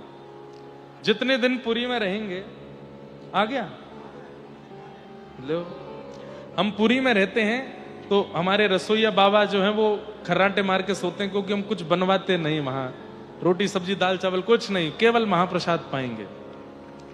कलकत्ता में मेरी कथा थी तो हमारे पुरी के कुछ प्रेमी वैष्णव सुबह महाप्रसाद लेकर के वंदे भारत एक्सप्रेस में बैठे, शाम को कलकत्ता पहुंच के वहां आकर के महाप्रसाद पवाया उस दिन भी, और गरम गरम महाप्रसाद। ये ठाकुर जी की कृपा नहीं है तो क्या है? महाप्रसाद उससे अच्छा, जगन्नाथपुरी में सब महा हैं, बाकी जगह समुद्र है, यहां महोदधि है, महादधि। बाकी जगह प्रभु हैं, यहां महाप्रभु। बाकी जगह प्रसाद है, यहां महाप्रसाद। सब कुछ महा है यहां पे। लेकिन महाप्रसाद महाप्रसाद कैसे बनता है, इसकी कई लोगों को शायद कथा नहीं पता। महाप्रसाद बनाने की बड़ी सुंदर योजना है। सब लोगों को केवल इतना पता है, एक के ऊपर एक हंडी रख देते हैं, सबसे ऊपर वाली पहले बन जाती है, फिर उसके बाद दूसरी तीसरी चौथी, सब इसी कथा को ही बोलते हैं।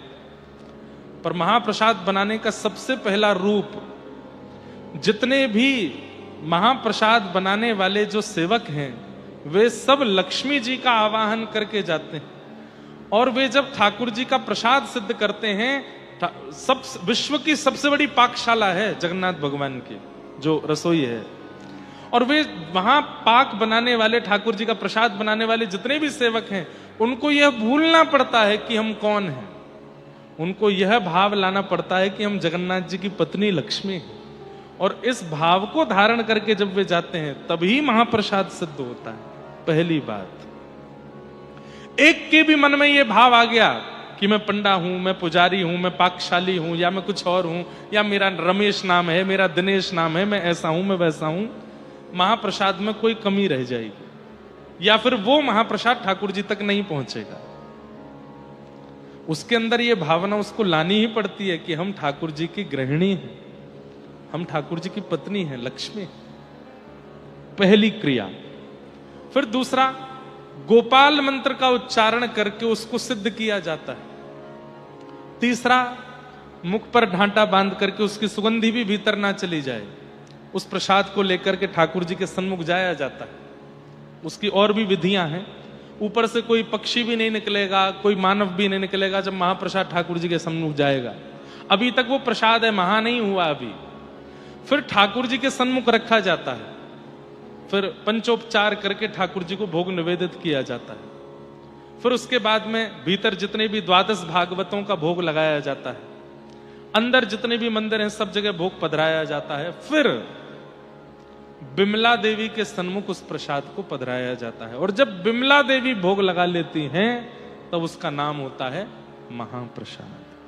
फिर वो महाप्रसाद बनता है। इसकी एक कणिका भी यदि पाली जाए तो उसका कितना कितना गुना फल। अब एक बार नारद जी वैकुंठ गए, लक्ष्मी जी सब सहचरियों के साथ में प्रसाद सिद्ध कर रही थी, ठाकुर जी चौकी पर बैठे थे। तो नारद जी बोले, मैं बस कीर्तन करता रहता हूं, कथा गाता रहता हूं, मेरी भी इच्छा होती है कि मैं भी आप लोगों की तरह ठाकुर जी की सेवा में रहूं।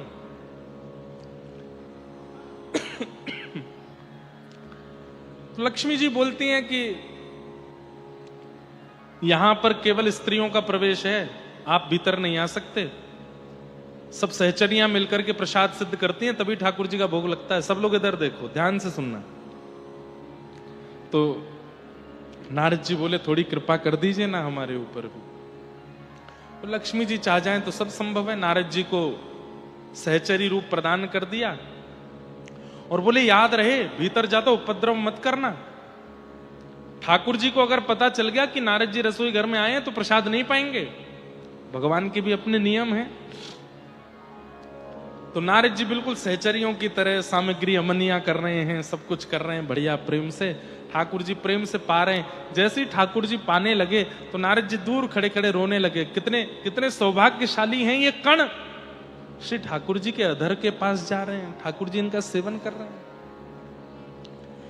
जैसे ही ठाकुर जी ने प्रसाद पूर्ण करके ठाकुर जी जैसे ही उठे तो लक्ष्मी जी आती हैं और उस पात्र को उठाती हैं और सब सहचरियों में वितरण करती हैं। तभी देखते 33 कोटि देवताओं की लाइन लगी है, सब उस कणिका को पाना चाहते। अब ठाकुर जी तो पूरा पाते हैं, थोड़ा सा छोड़ते हैं।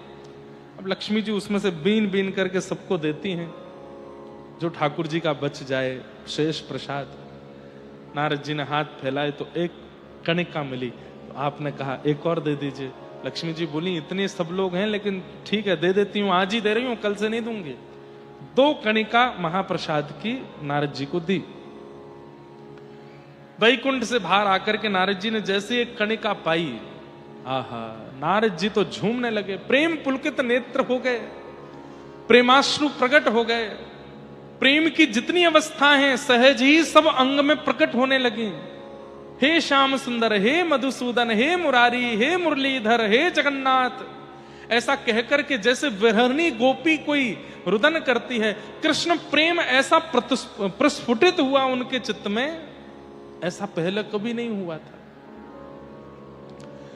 नारद जी प्रेम मगन नृत्य करते करते करते करते हिमालय में पहुंचे और तभी कैलाश पर बैठे हुए महादेव ने जब नारद जी को देखा, कई बार ऐसा होता है ना किसी का रूप देख करके, किसी के वस्त्र देख करके, किसी की स्थिति देख के हमारे मन में इच्छा हो जाती है, काश हम भी ऐसे होते, काश हम भी ऐसे बोलते, काश ऐसे वस्त्र हम भी पहनते, काश ऐसा नृत्य हम भी करते, काश ऐसा हम भी गाते। नारद जी को देख करके महादेव के मन में हुआ कि भाई ये जिस स्थिति में कृष्ण नाम गा रहे हैं, ऐसी स्थिति में तो मैं भी कभी नहीं आया। नारद जी के पास जाकर के नारद जी का आलिंगन किया। नारद जी तो बस प्रेमाश्रु में रोते जा रहे हैं, हे माधव मधुसूदन मुरारी। और प्रेम पुलकित कोई हो, कोई और उसका स्पर्श कर दे तो प्रेम घट जाता है। नारद जी का प्रेम जब शांत हुआ, महादेव बोले लाखों वर्षों से तपस्या कर रहे हैं हम, ऐसी स्थिति हमारी कभी नहीं बनी जैसी आपकी अभी बन रही थी। कैसे बनी? ऐसा क्या सुन लिया, ऐसा क्या पा लिया, या ऐसा क्या देख लिया जिससे आपकी ऐसी स्थिति? हमें भी बता दो, हम भी करेंगे। तब नारद जी ने महाप्रसाद दिखाया। बोले 2 कणिका मिले थे मुझे ठाकुर जी के उच्छिष्ट भोग के, एक तो पा लिया मैंने, एक बचा है। महादेव बोले हमको भी दे दो। नारद जी बोले ठीक है आपको देता हूं। जैसे ही नारद जी ने महाप्रसाद दिया, महादेव ने पाया तो जैसी नारद जी की अवस्था वैसी महादेव की भी हो गई। प्रेम पुलकित होकर के रुदन करने लगे, जटाजूट खोल करके नृत्य करने लगे। और बस माधव मधुसूदन कृष्ण मुरारी यही नाम गाते गाते पूरे हिमालय पर नृत्य कर रहे हैं महादेव, और विरहणी गोपियों की तरह रो रहे हैं। नारद जी और महादेव दोनों को नृत्य करता विरह में विलीन देखता पार्वती जी ने जब देखा, तो पार्वती जी बोली ये स्थिति कैसे बनी? तो नारद जी का तो प्रेम थोड़ा सा शांत हो चुका था। पार्वती जी को देख के नारद जी उनके पास आ गए। पार्वती जी बोली गुरुदेव ये स्थिति कैसे बनी? बोले ठाकुर जी का महाप्रसाद मिला था, 2 कणिका मिली थी, एक मैंने पाली, एक महादेव को दे दी। पार्वती जी को आया क्रोध, बोले मेरे को नहीं दिया इन्होंने। महादेव को बुला करके कहा महाप्रसाद आपको मिला, आपने मुझे क्यों नहीं दिया? मैं गृहिणी हूं। बोले देवी एक ही था। बोले आधा कर देते, आधा आप पाते आधा मैं पाती। महादेव बोले ठाकुर जी का प्रसाद था, उसमें आधा करना बंटवारा करना ही हमको शोभा नहीं दिया, हम तो पूरा पा गए। पार्वती जी रुष्ट होकर के, गुस्सा होकर के हिमालय की ऊंची चोटी पर गई और वहां जाकर के तप में बैठ गई। 1000 वर्ष तप किया। 1000 वर्ष के तप के बाद जब ठाकुर जी प्रकट हुए शंख चक्र गदा पद्म धारण करके, पार्वती जी से कहा मां क्या बात है, क्यों तपस्या कर रही हैं, क्या चाहिए आपको? तो पार्वती जी क्या कहती हैं? मुझे महाप्रसाद दे दो। ठाकुर जी बोले 1000 वर्ष की तपस्या के बदले महाप्रसाद चाहिए आपको? कोई मेरा दर्शन मांगता है, कोई मेरा संग मांगता है, कोई वैकुंठ मांगता है, कोई मुक्ति मांगता है, कोई भक्ति मांगता है, कोई प्रेम मांगता है, कोई कुछ भी मांगे, तो महाप्रसाद कौन मांगता है? वो भी 1000 वर्ष की तपस्या के बाद। पार्वती जी बोली हमको बस महाप्रसाद ही चाहिए। बोले मां आपकी तपस्या के बदले यदि मैं एक बार महाप्रसाद दूंगा तो मुझे संतुष्टि नहीं होगी, इसलिए अभी तो मैं थोड़ा महाप्रसाद देता हूं अपना, लेकिन मैं वचन देता हूं कलिकाल में जब महाप्रभु जगन्नाथ के रूप में मैं नीलाचल धाम में विराजूंगा, तब आप विमला देवी के रूप में वहां विराजना, और मेरा नित्य प्रसाद आप पाएंगी।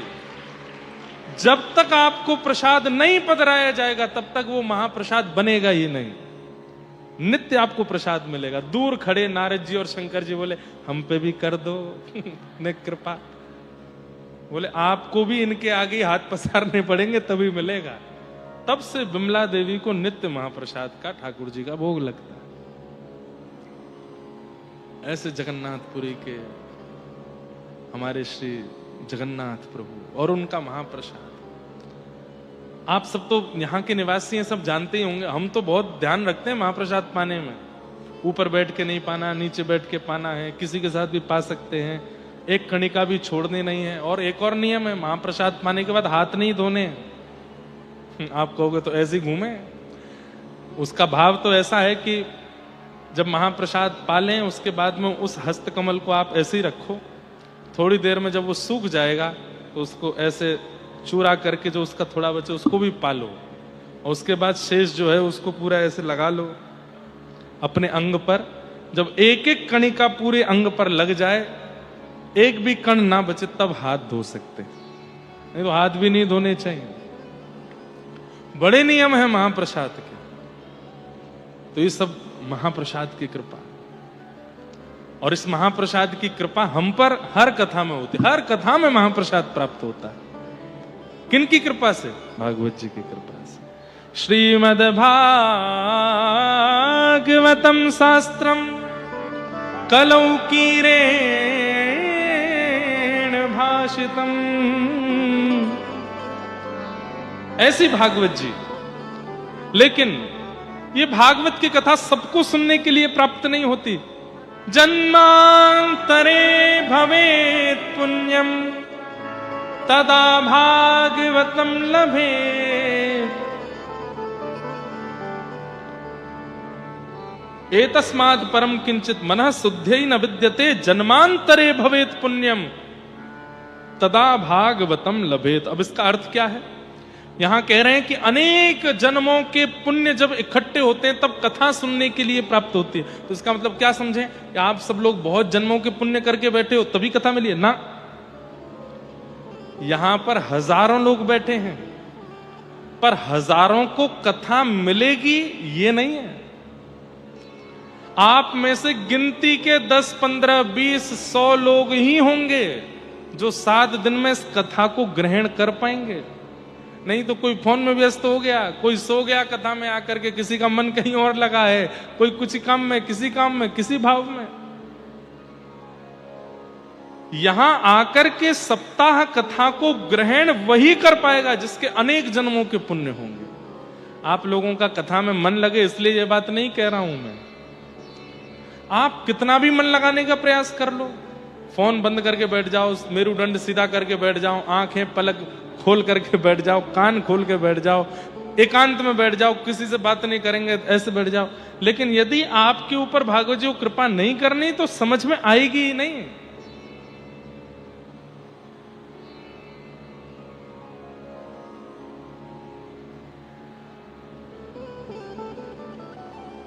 एक व्यास जी कहीं कथा करके आए राजा के यहां, लौट करके जब 7 दिन बाद अपने घर गए तो पत्नी बोली, आगे कथा कैसी रही? बोले बहुत बढ़िया, राजा रानी पूरा परिवार बैठ के कथा सुनता था। अच्छा, पोथी कहाँ है आपकी? अरे पोथी तो मैं वहीं भूल गया, जाओ लेके आओ। पंडित जी दोबारा लौट करके गए तो द्वार पर राजा की बेटी मिली। पंडित जी को देख के बोली, अरे व्यास जी आपने इतनी सुंदर कथा सुनाई कि मैं तो क्या बताऊं, मैं धन धन्य हो गई, कृतकृत्य हो गई। व्यास जी बोले, अच्छा क्या सुना तुमने कथा में? व्यास जी को लगा था कि पूरे राज परिवार को कथा समझ में आ गई है और मेरा सौभाग्य कि मैं कथा सुना पाया। तो पंडित जी को पूछने का अवसर मिल गया। बेटी से पूछा, क्या सुना तुमने कथा में? तो बेटी बोली, मैंने तो सुभद्रा जी को अपना गुरु बनाया कथा में। बोले, क्या सुना सुभद्रा जी का? बोले, सुभद्रा जी को अर्जुन प्रिय था और दोनों ने भाग करके विवाह कर लिया। मुझे भी एक प्रिय है, पिताजी नहीं राजी हो रहे हैं उसके लिए, तो मैं भी भाग करके ब्याह कर लूंगी। कोई बोलेगा कि तुमने पाप किया तो मैं कह दूंगी कथा में सुना था मैंने तो। व्यास जी घबरा गए। 7 दिन 4-4 घंटे की रोज की कथा में तुमने केवल यही सुना और कुछ नहीं सुना? बेटी बोली, बस मेरे लायक जो बात थी वो मैंने सुन ली, आपको प्रणाम। व्यास जी बोले, मेरी पोथी कहां है, मैं जल्दी पोथी लेके जाऊं यहां से। भीतर गए तो राजा का बेटा मिला। बेटा ने रोक, व्यास जी वाह वाह वाह, आपके दर्शन हो गए, क्या अद्भुत कथा सुना करके गए, मेरे सारे संशयों का समाधान आपने कर दिया। व्यास जी बोले, भाई बेटी तो बहुत खतरनाक सुन के गई कथा, तुमने कुछ अच्छा सुना होगा। तुमने क्या सुना? बोले, मैंने तो आपकी कथा में कंस को अपना गुरु बनाया। व्यास जी बोले, कंस से सीखने वाला क्या था? बोले कि कंस पूर्ण योग्य था राज्य गद्दी पर बैठने के, लेकिन दुष्ट उग्रसेन पिता उसको बैठने ही नहीं दे रहा था, तो कंस ने अपने पिता को ही कारागृह में डाल करके जबरदस्ती बैठ गया। मैं भी यही करने वाला हूं। मैं भी बस योजना बना रहा हूं आपकी आज्ञा से, कथा की कृपा से। कोई मुझसे कहेगा तो कह दूंगा मैंने कथा में सुना था, और अपने पिता को एक दिन बंदी बना करके जेल में डालूंगा और इस राज सिंहासन पर स्वयं बैठ जाऊंगा। आप ही आना मेरा राज्याभिषेक करने के लिए, आपकी कृपा से तो हुआ है। व्यास जी बोले राजा को ये बात पता चले उससे पहले मैं पोथी लेके भागूं यहां से। और आगे गए तो राजा की पत्नी मिल गई, महारानी मिली तो अरे पंडित जी, व्यास जी क्या अद्भुत कथा सुना करके गए थे आप। आपने क्या सुना? आपने कुछ अच्छा सुना? बोले मैंने वो सुना जो किसी ने नहीं सुना होगा। बोले क्या सुना, जरा बताइए। मैंने तो द्रौपदी को अपना गुरु माना। क्यों? बोले आपने एक दिन कथा में कहा था कि द्रौपदी जो है वो प्रातस्मरणीय है, प्रातः काल उठकर के पंच नारियों का स्मरण किया जाए तो जीवन उद्धार हो जाता है। उसमें एक नाम द्रौपदी का भी है, क्योंकि मेरे को लगता है द्रौपदी के 5 पति हैं। मेरा भी एक पति से मन भर गया। अब मैंने भी अपने राज में 4 पति और ढूंढ लिए हैं, इनसे भी ब्याह करूंगी। पंडित जी भागे वहां से। व्यास जी ने देखा मेरी पोथी कहां है। तब देखा तो राज सिंहासन के बगल में पोथी जी रखी थी, राजा बैठा था। व्यास जी गए, बोले राजन मेरी पोथी दे जाइए। बोले महाराज आपने बहुत अद्भुत कथा सुनाई। आपने अपनी कथा में एक प्रसंग सुनाया था कि भगवान श्री कृष्ण शांति दूत बनकर के गए और दुर्योधन से जाकर के कहते हैं कि पंचगांव दे दो, पांडवों को युद्ध की आवश्यकता नहीं है। तो दुर्योधन ने कहा सुचक्रैव न दास्यामि बिना युद्धेन केशव, मैं सुई के नोक के बराबर जमीन भी बिना युद्ध के नहीं दूंगा। मुझे पता है आप पोथी के बहाने दक्षिणा लेने आए हो कथा की, पर मैं बिना युद्ध के एक फूटी कौड़ी भी नहीं दूंगा। आपको अपनी कथा की दक्षिणा चाहिए तो पहले युद्ध करो। ये मैंने दुर्योधन आपकी कथा से सीखा था। व्यास जी बोले मुझे दक्षिणा नहीं चाहिए, मेरी पोथी दो, मैं चलूं। कथा का कई बार कई लोग अनर्थ अर्थ लगा लेते हैं और उस अनर्थ के कारण अपनी सुनी हुई, तो इसका भी क्या अर्थ लगाना चाहिए कि ये उनके पुण्य नहीं थे इतने, उनका भाग्य नहीं था इतना कि वो श्रेष्ठ भाव सुन सके। वे केवल वही सुन पाए जिससे उनका अनहित होना था। इसलिए कथा में भीड़ कितनी है, कितने हजार लोग कथा सुनने आए, ये बड़ी बात नहीं है। उन हजारों में समझ में किसको आ रही है, किसके जीवन को परिवर्तित हो रही है, किसके जीवन का उद्धार कर रही है, ये विशेष बात है। तो इसलिए आप लोग सब प्रयास करो कि आपको कथा उतरे जीवन में। और कथा उतरेगी तो आपके लक्षण क्या होंगे? पहला लक्षण मौन, थोड़े शांत हो जाओगे आप, कथा उतरेगी तो। दूसरा लक्षण चिंतन प्रारंभ हो जाएगा, एकांत में रहकर के मनन करने लग जाओगे।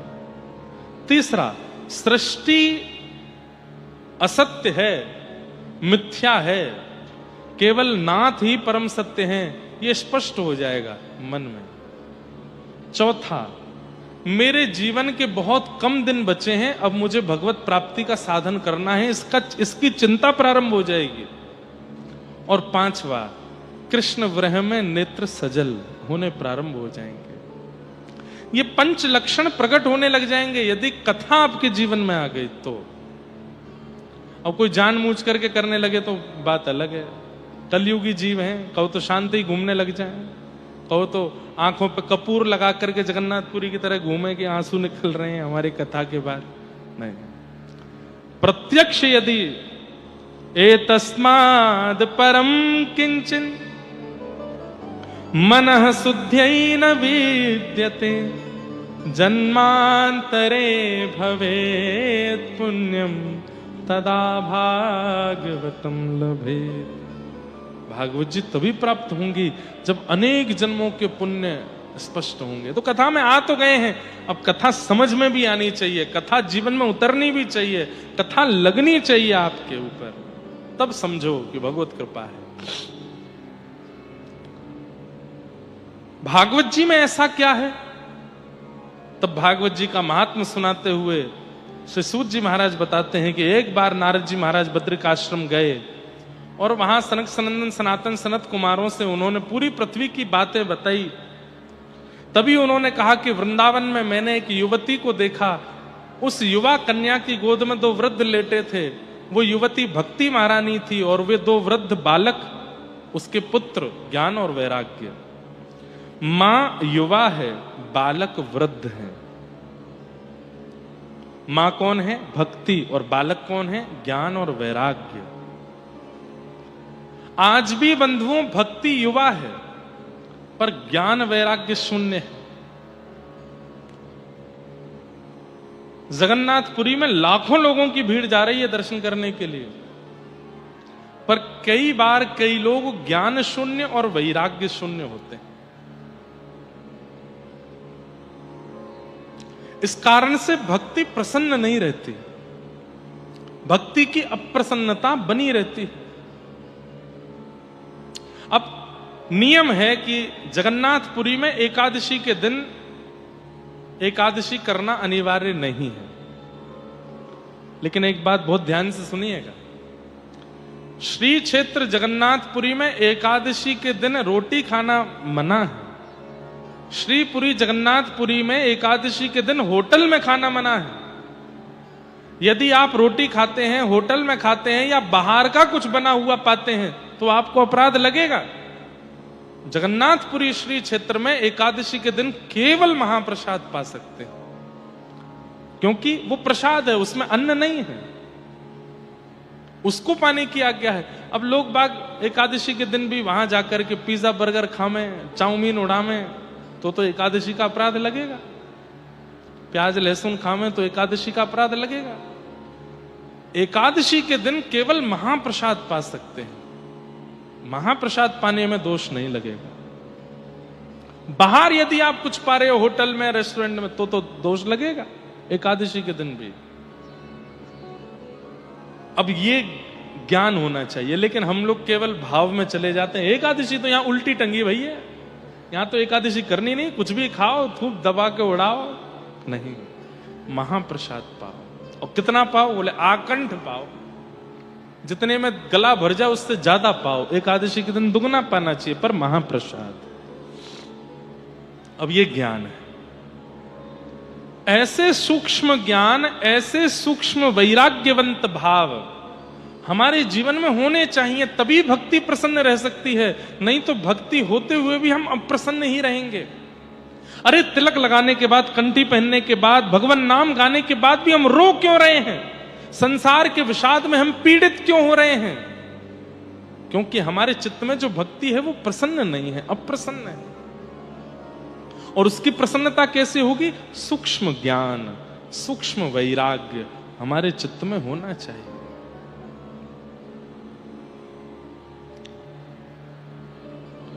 कितना ज्ञान हो? कम से कम इतना ज्ञान होना चाहिए कि मेरे जीवन का मैं क्या निर्णय लूं इस पर मुझे पूर्ण बोध हो, पूर्ण पता हो, क्या उचित है, क्या अनुचित है। कई बार अनुचित को जानते हुए भी हम उसको करते हैं, ये अज्ञान है। अनुचित जानते हुए भी उसको नहीं करना चाहिए। रावण जानता था कि सीता जी का हरण उचित नहीं है, लेकिन फिर भी कर रहा है। कई बार, और एक बात बोल दें, हम प्रत्येक मानव को सब पता होता है कि क्या उचित है, क्या अनुचित है, फिर भी जानबूझ के हम अनुचित कृत्य कर देते हैं। हम सबको पता है कि ये पाप है जो हम कर रहे हैं, लेकिन फिर भी हम करते हैं। महाभारत में प्रसंग आता है और स्वयं धृतराष्ट्र इस वाक्य को कहता है कि जानाम्य धर्मम न च मे प्रवृत्ति, जानाम्य धर्मम न च मे निवृत्ति। कौरवों के पिता धृतराष्ट्र क्या कह रहे हैं? मैं जानता हूं कि धर्म क्या है, लेकिन पता नहीं क्यों मुझसे हो ही नहीं रहा। और मैं जानता हूं कि मैं और मेरे बालक जो कर रहे हैं वो अधर्म है, लेकिन ये जानते हुए भी हम उसको छोड़ नहीं पा रहे हैं। इसका मतलब क्या है? सबको पता होता है कि मैं जो कर रहा हूं वो गलत है, सबको पता होता है कि मैं जो कर रहा हूं वो पाप है, लेकिन फिर भी वो करता है। इसीलिए तो उसका दंड मिलता है, क्योंकि हमें पता था कि ये पाप है। ज्ञान क्या है कि पता है कि ये उचित नहीं है, ये अनुचित है, ये पाप है, और फिर उसका त्याग करना, उसे ना करना, यही ज्ञान है। इस ज्ञान को इंप्लीमेंट कीजिए।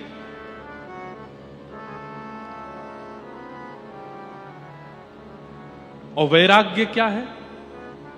पत्नी छोड़ दिए, बच्चे छोड़ दिए, परिवार छोड़ दिए, सब कुछ छोड़ छाड़ करके पहुंच गए महाराज वृंदावन, रह रहे हैं वहीं पर। ये वैराग्य नहीं है। वैराग्य का मतलब सबके बीच रहते हुए भी किसी में राग ना होना, किसी में आसक्ति ना होना, ये वैराग्य है। वस्तु का त्याग कर देना वैराग्य की उचित स्थिति नहीं है। वस्तु के संग रहते हुए भी वस्तु का रंग अपने ऊपर ना चढ़ने देना, यह वैराग्य है। सबके बीच में रह रहे हैं, फिर भी उसका प्रभाव अपने ऊपर नहीं होने दे रहे। जैसे भक्त प्रहलाद, राक्षस कुल में रहते हैं, वहां खाने को मांस मदिरा ही सब मिलती है, करने को पाप ही मिलते हैं, किसी को भी मार सकते हैं, किसी के ऊपर भी अपना अधिकार जमा सकते हैं, किसी के ऊपर भी हक बना सकते हैं। जिस गांव, जिस नगर को प्रहलाद जी देख लें, वो उनका तुरंत हो सकता है। लेकिन इतनी योग्यताएं मिलने के बाद भी ये सब पाप है, ये जान करके उसका त्याग कर देते हैं और भगवत हरिपरायण बने रहते हैं। इसलिए तो ठाकुर जी प्रकट हुए। एक पिक्चर आई थी बहुत साल पहले, हमने बचपन में देखी थी। उसमें एक दिन का सीएम बनता है एक व्यक्ति, भारत के नहीं अपितु पूरे विश्व के हर नागरिक को यदि यह सौभाग्य मिले कि वो एक दिन का सीएम बने, मान लो मैं और आप ही अगर बन जाएं, चलो एक दिन का तुमको सीएम बना रहे, पीएम बना रहे, करो क्या करो। तो याद रखना, सुबह 6 बजे से लेके 12 बजे तक हम देश उत्थान के काम करेंगे। गली बनवा दो, रोड बनवा दो, गंदगी हटवा दो, माताएं बहनों की सुरक्षा बढ़वा दो, बच्चों का ये काम करवा दो। और जैसे ही पता चलेगा ना कि अब सीएम पदवी के केवल 10 घंटे बचे हैं, सीएम वाला विमान मंगवा दो, एक बार गोवा दिखवा दो, ये वाला भोजन करवा दो, उस वाले होटल में घुमा लाओ। जब पता चल जाए ना कि हम पर इतनी पावर आ गई है, तो हम भी कहीं ना कहीं भोगने के प्रति इच्छा रख लेंगे। ये वैराग्य नहीं है। वैराग्य का मतलब तो समस्त योग्यताएं प्राप्त होने के बाद भी उन योग्यताओं का दुष्कर्म ना करना, दुष्परिणाम में उसका प्रयोग ना करना, यह वैराग्य है।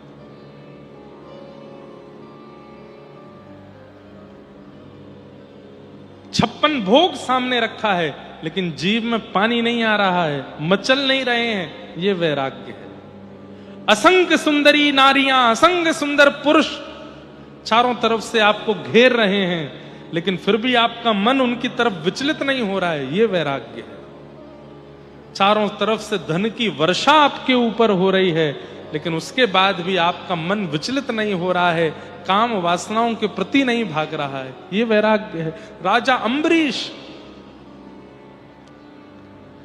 एक हमारे अंदर भ्रांति आ गई है कि भगवान गरीब करने के बाद, सब कुछ छुड़वाने के बाद ही मिलते। नहीं, कई बार ठाकुर जी सब कुछ देने के बाद देखते हैं कि तुम स्थिर रह पाओगे कि नहीं, लेकिन हम सब कुछ लुट जाने के बाद ही स्थिर रहते हैं। इसलिए अधिकतर भक्तों के चरित्र में सब लुट गया, छिन गया, तभी ठाकुर जी मिले।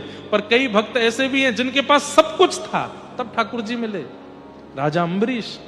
अब कितनी सूक्ष्म बात है कि महाराज अम्बरीश ठाकुर जी की सेवा की प्रत्येक क्रिया अपने हाथों से करते हैं। सब लोग ध्यान से सुनिए।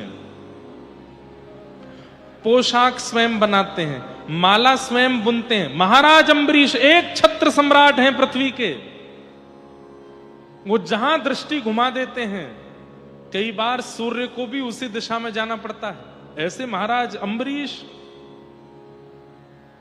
ठाकुर जी की पोशाक अपने हाथ से बनाते हैं, माला अपने हाथ से बनाते हैं, भोजन अपने हाथ से बनाते हैं, ठाकुर जी के मंदिर के झाड़ू पोंछा बर्तन सब अपने हाथ से करते हैं। पूरे राज्य की सेवा करने के लिए असंख्य सेवक हैं, लेकिन अपने ठाकुर की सेवा करने के लिए पत्नी को भी अंदर नहीं आने देते। ना, मैं करूंगा। एक दिन ठाकुर जी की प्रसादी सिद्ध कर रहे थे, तो रोटी बनाते बनाते महाराज अम्बरीश के मन में आया, कहीं ऐसा तो नहीं कि कोई सेवा मुझसे रह गई हो। अब सोचिए कितनी सूक्ष्म बात। रोटी बनाते बनाते महाराज अम्बरीश के मन में आया, ये आटा कहां पिसता है? आटा होता मेरे ही खेत में, मैं ही करता हूं, लेकिन ये पिसने के लिए कहीं बाहर जाता है। अरे, ये सेवा तो कोई और कर रहा है, मेरे ठाकुर की इस सेवा को कोई और कैसे कर सकता है? तो आटा पीसने की चक्की मंगाई। राजवंश के लोग पागल कह देते थे कई बार, तो बोले कि महाराज हमारे कैसे, बताओ चक्की मंगवा रहे हैं, चक्की से आटा पीसेंगे? अरे महाराज ये सब काम तो हम करेंगे। नहीं नहीं, चक्की मंगवाओ। चक्की मंगवा करके लगाई और 24 घंटे में मुश्किल से 1.5-2 घंटा ही था जिसमें सोना, खाना, पीना, स्नान करना, ये सब बाकी के समय ठाकुर जी की सेवा में ही रहते थे। और आधा घंटा कम हो गया। क्यों? अब आटा गेहूं डालते हैं, चक्की पीसते हैं। ये सेवा भी मैं करूंगा। चक्की पीस रहे थे महाराज अम्बरीश, भगवान शंख चक्र गदा पद्म लेकर के प्रकट हो गए सन्मुख। बोले वाह महाराज अम्बरीश, ये इतनी सूक्ष्म सेवा, इसको तो कोई भी कर सकता है, इसको आप क्यों कर रहे हो? बोले मेरा अधिकार है। आपकी एक सेवा का भी अधिकार मैं किसी और को क्यों दूं? आप मेरे लिए हो तो मैं सब सेवा करूंगा, मेरा सौभाग्य। ऐसे महाराज अम्बरीश। कौन कह सकता है कि वो एक छत्र सम्राट पूरी पृथ्वी के हैं? सम्राट होते हुए भी सब त्याग रखा है। जय जी। श्री जगन्नाथ महाप्रभु की। इसे कहते हैं वैराग्य। सारी योग्यताएं मिल जाने के बाद भी किसी योग्यता के प्रति राग ना हो, और जरूरी नहीं समस्त योग्यताएं मिले तो ही हम उसके प्रति राग ना करें। अरे जो मिला है उसके प्रति भी कभी अभिमान नहीं। पूज्य गुरुदेव भगवान पूज्य पिताजी अपनी कथा में गाते हैं, जो मिला है वह हमेशा पास रह सकता नहीं, कब बिछुड़ जाए ये कोई राज कह सकता नहीं। जिंदगानी का खिला मधुबन किसी का है दिया, मैं नहीं मेरा नहीं यह तन किसी का है दिया, मैं नहीं मेरा नहीं यह तन किसी का। इस पर राग क्यों? वैराग्यवंत होकर के रहिए। कितनी भी मान मिल जाए, कितनी भी प्रतिष्ठा मिल जाए, कितना भी यश मिल जाए, कितना भी धन मिल जाए, कितनी भी संपत्ति, कितना भी योग्यताएं प्राप्त हो जाएं, पर उन योग्यताओं का कभी अभिमान मत करना। जिस वेश में, जिस देश में, परवेश में रहो, राधा रमण राधा रमण राधा रमण कहो। जिस रंग में, जिस ढंग में, जिस संग में रहो, राधा रमण राधा रमण राधा रमण कहो। जिस हाल में, जिस चाल में, जिस काल में रहो, राधा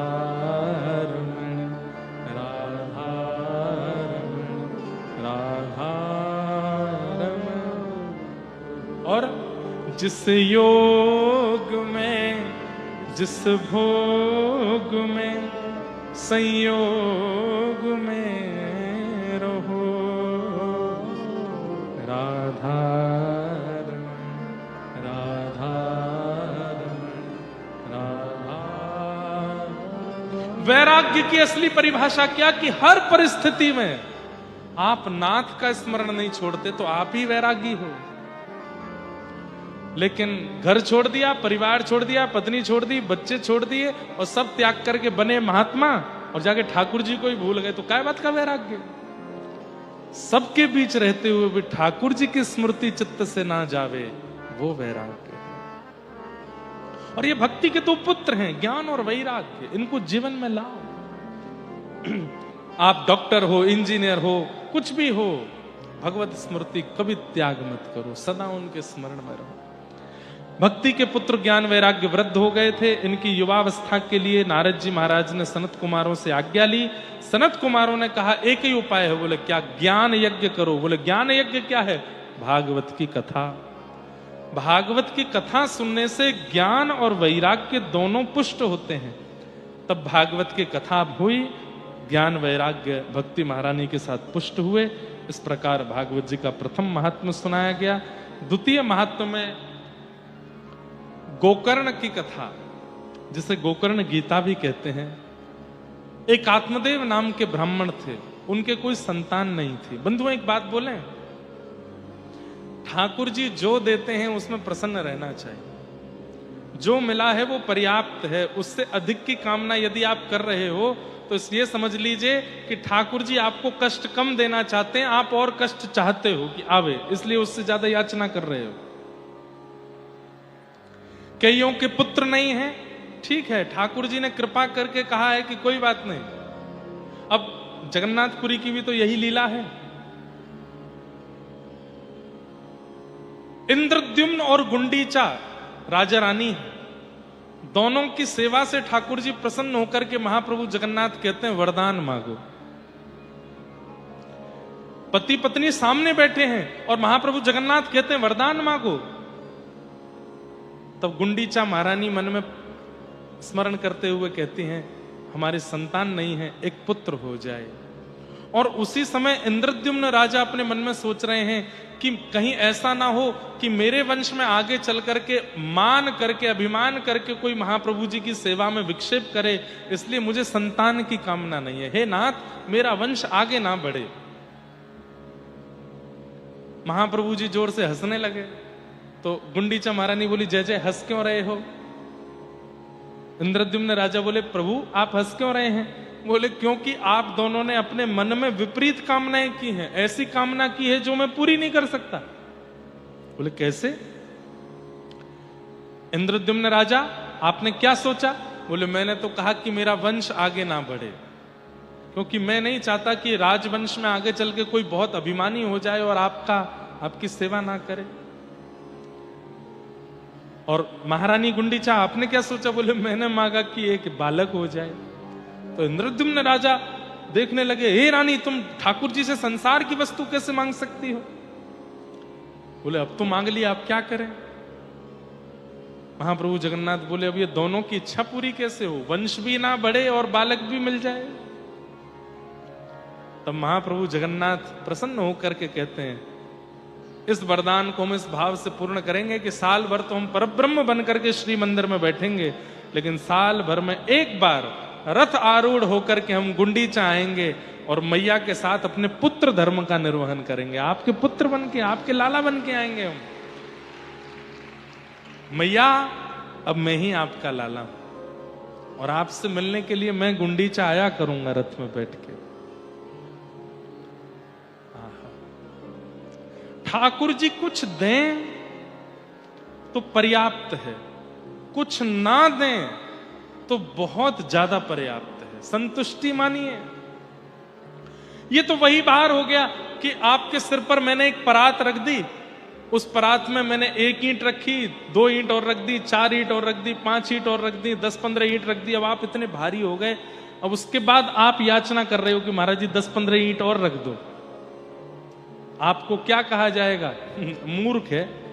इतनी ईंट रखी है, इतना भार सिर पे, उसके बाद 10-5 ईंट और मांग रहा है। अरे जितने ठाकुर जी ने भार दिया उसी को ही ढो लीजिए, उससे ज्यादा की कामना मत कीजिए। पुत्र नहीं मिला तो भी भगवत कृपा, पुत्री नहीं मिली तो भी भगवत कृपा, संतान नहीं मिली तो भी भगवत कृपा, ब्याह नहीं हुआ तो भी भगवत कृपा। प्रयास तो खूब किया लेकिन कोई राजी नहीं हुआ तो भी भगवत कृपा। धन मिल गया तो भी भगवत कृपा, नहीं मिला तो भी भगवत कृपा, घर बन गया तो भी भगवत कृपा, नहीं बना तो और ज्यादा कृपा। हर परिस्थिति को प्रसाद मानिए और प्रसाद मान करके जी लीजिए। कभी भी ठाकुर जी के पीछे मत पड़िए कि आपने ये नहीं दिया, ये तो देना ही पड़ेगा, ये तो देना ही पड़ेगा, नहीं। क्योंकि जिद करके जिसने भी मांगा वो वस्तु मिल तो गई पर वो नाशकारी हुई है। इसलिए जो मिल जाए उसमें आनंदित रहिए और जो ना मिले उसके लिए प्रसन्न रहिए। आत्मदेव ब्राह्मण आत्महत्या करने जा रहा था, क्यों? क्योंकि घर में संतान नहीं है।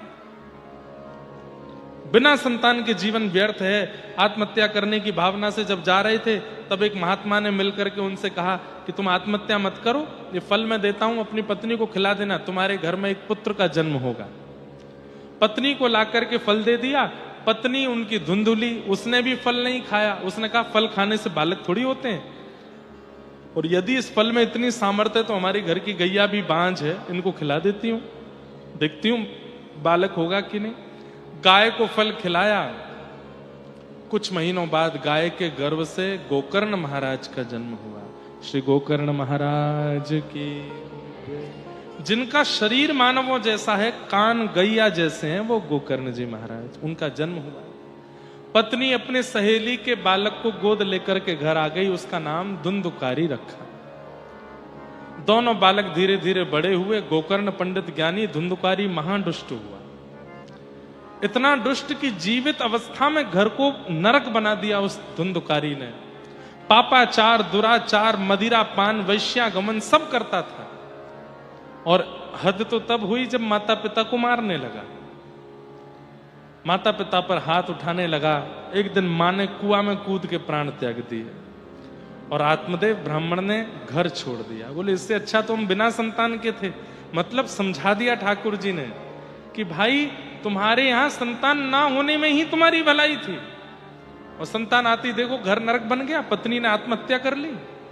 इसलिए प्रकृति जो दे दे उसको स्वीकार करो, जो न देवे उसके लिए भागो मत। प्रयास करना चाहिए, पर प्रयास विफल हो जाए तो भगवत प्रसाद मान के जीने लगो। नहीं तो जिद करोगे, टोना टोटका कर रहे हैं, कभी किसी पेड़ पे कुछ बांध रहे हैं, कभी कहीं पे कोई कपड़ा बांध रहे हैं, कहीं पे कुछ कर रहे हैं, हमारे घर में ये हो जाए, ये हो जाए, ये हो जाए, ये नहीं हो रहा है, ये काम बन जाए। बहुत हाथ पैर पटकोगे, मिल तो जाएगी वस्तु लेकिन कल्याणकारी नहीं होगी। इसलिए धैर्यवंत होके जो हो रहा है उसको भगवत कृपा मान करके सह लीजिए। आत्मदेव घर छोड़ करके गए, तब गोकर्ण बालक ने आकर के उनको ज्ञानोपदेश किया और ज्ञानोपदेश करते हुए उनके संशय का समाधान किया। धुंधुकारी मृत्यु के बाद महाप्रेत बना, गया श्राद्ध से भी मुक्त नहीं हुआ। तब भागवत जी की कथा सुनाई गई और भयंकर प्रेत योनि से मुक्त होकर के धुंधुकारी भगवत धाम को प्राप्त हो गया। बोलो भागवत महापुराण की। श्रीमद् भागवत जी का महात्म विश्राम। महात्मा में यही प्रधानता है कि भयंकर प्रेत योनि में भी कोई पड़ा हो तो भागवत जी की कथा से मुक्त हो जाता है। प्रेत तो मरे हुए होते हैं, जब मरे हुए मुक्त हो सकते हैं तो हम तो जीवित हैं। मरने के बाद मुक्त होने की क्यों इच्छा रखें? हम जीवित अवस्था में मुक्त होना चाहते हैं। मुक्त होने का मतलब क्या है? मुक्त होने का मतलब मुक्ति प्राप्त करना नहीं होता। मुक्त होने का मतलब जीवित अवस्था में मुक्ति प्रदान करने वाले नाथ को प्राप्त करना होता है। उन ठाकुर जी को प्राप्त करना, यही मुक्ति है। इस मुक्ति को प्राप्त किसने किया? नरसिंह मेहता ने प्राप्त किया, सूरदास ने प्राप्त किया, मीराबाई ने प्राप्त किया, साल बेग ने प्राप्त किया, जगन्नाथपुरी के माधव दास जी ने प्राप्त किया, बलराम दास जी ने प्राप्त किया, बंधु महंती ने प्राप्त किया।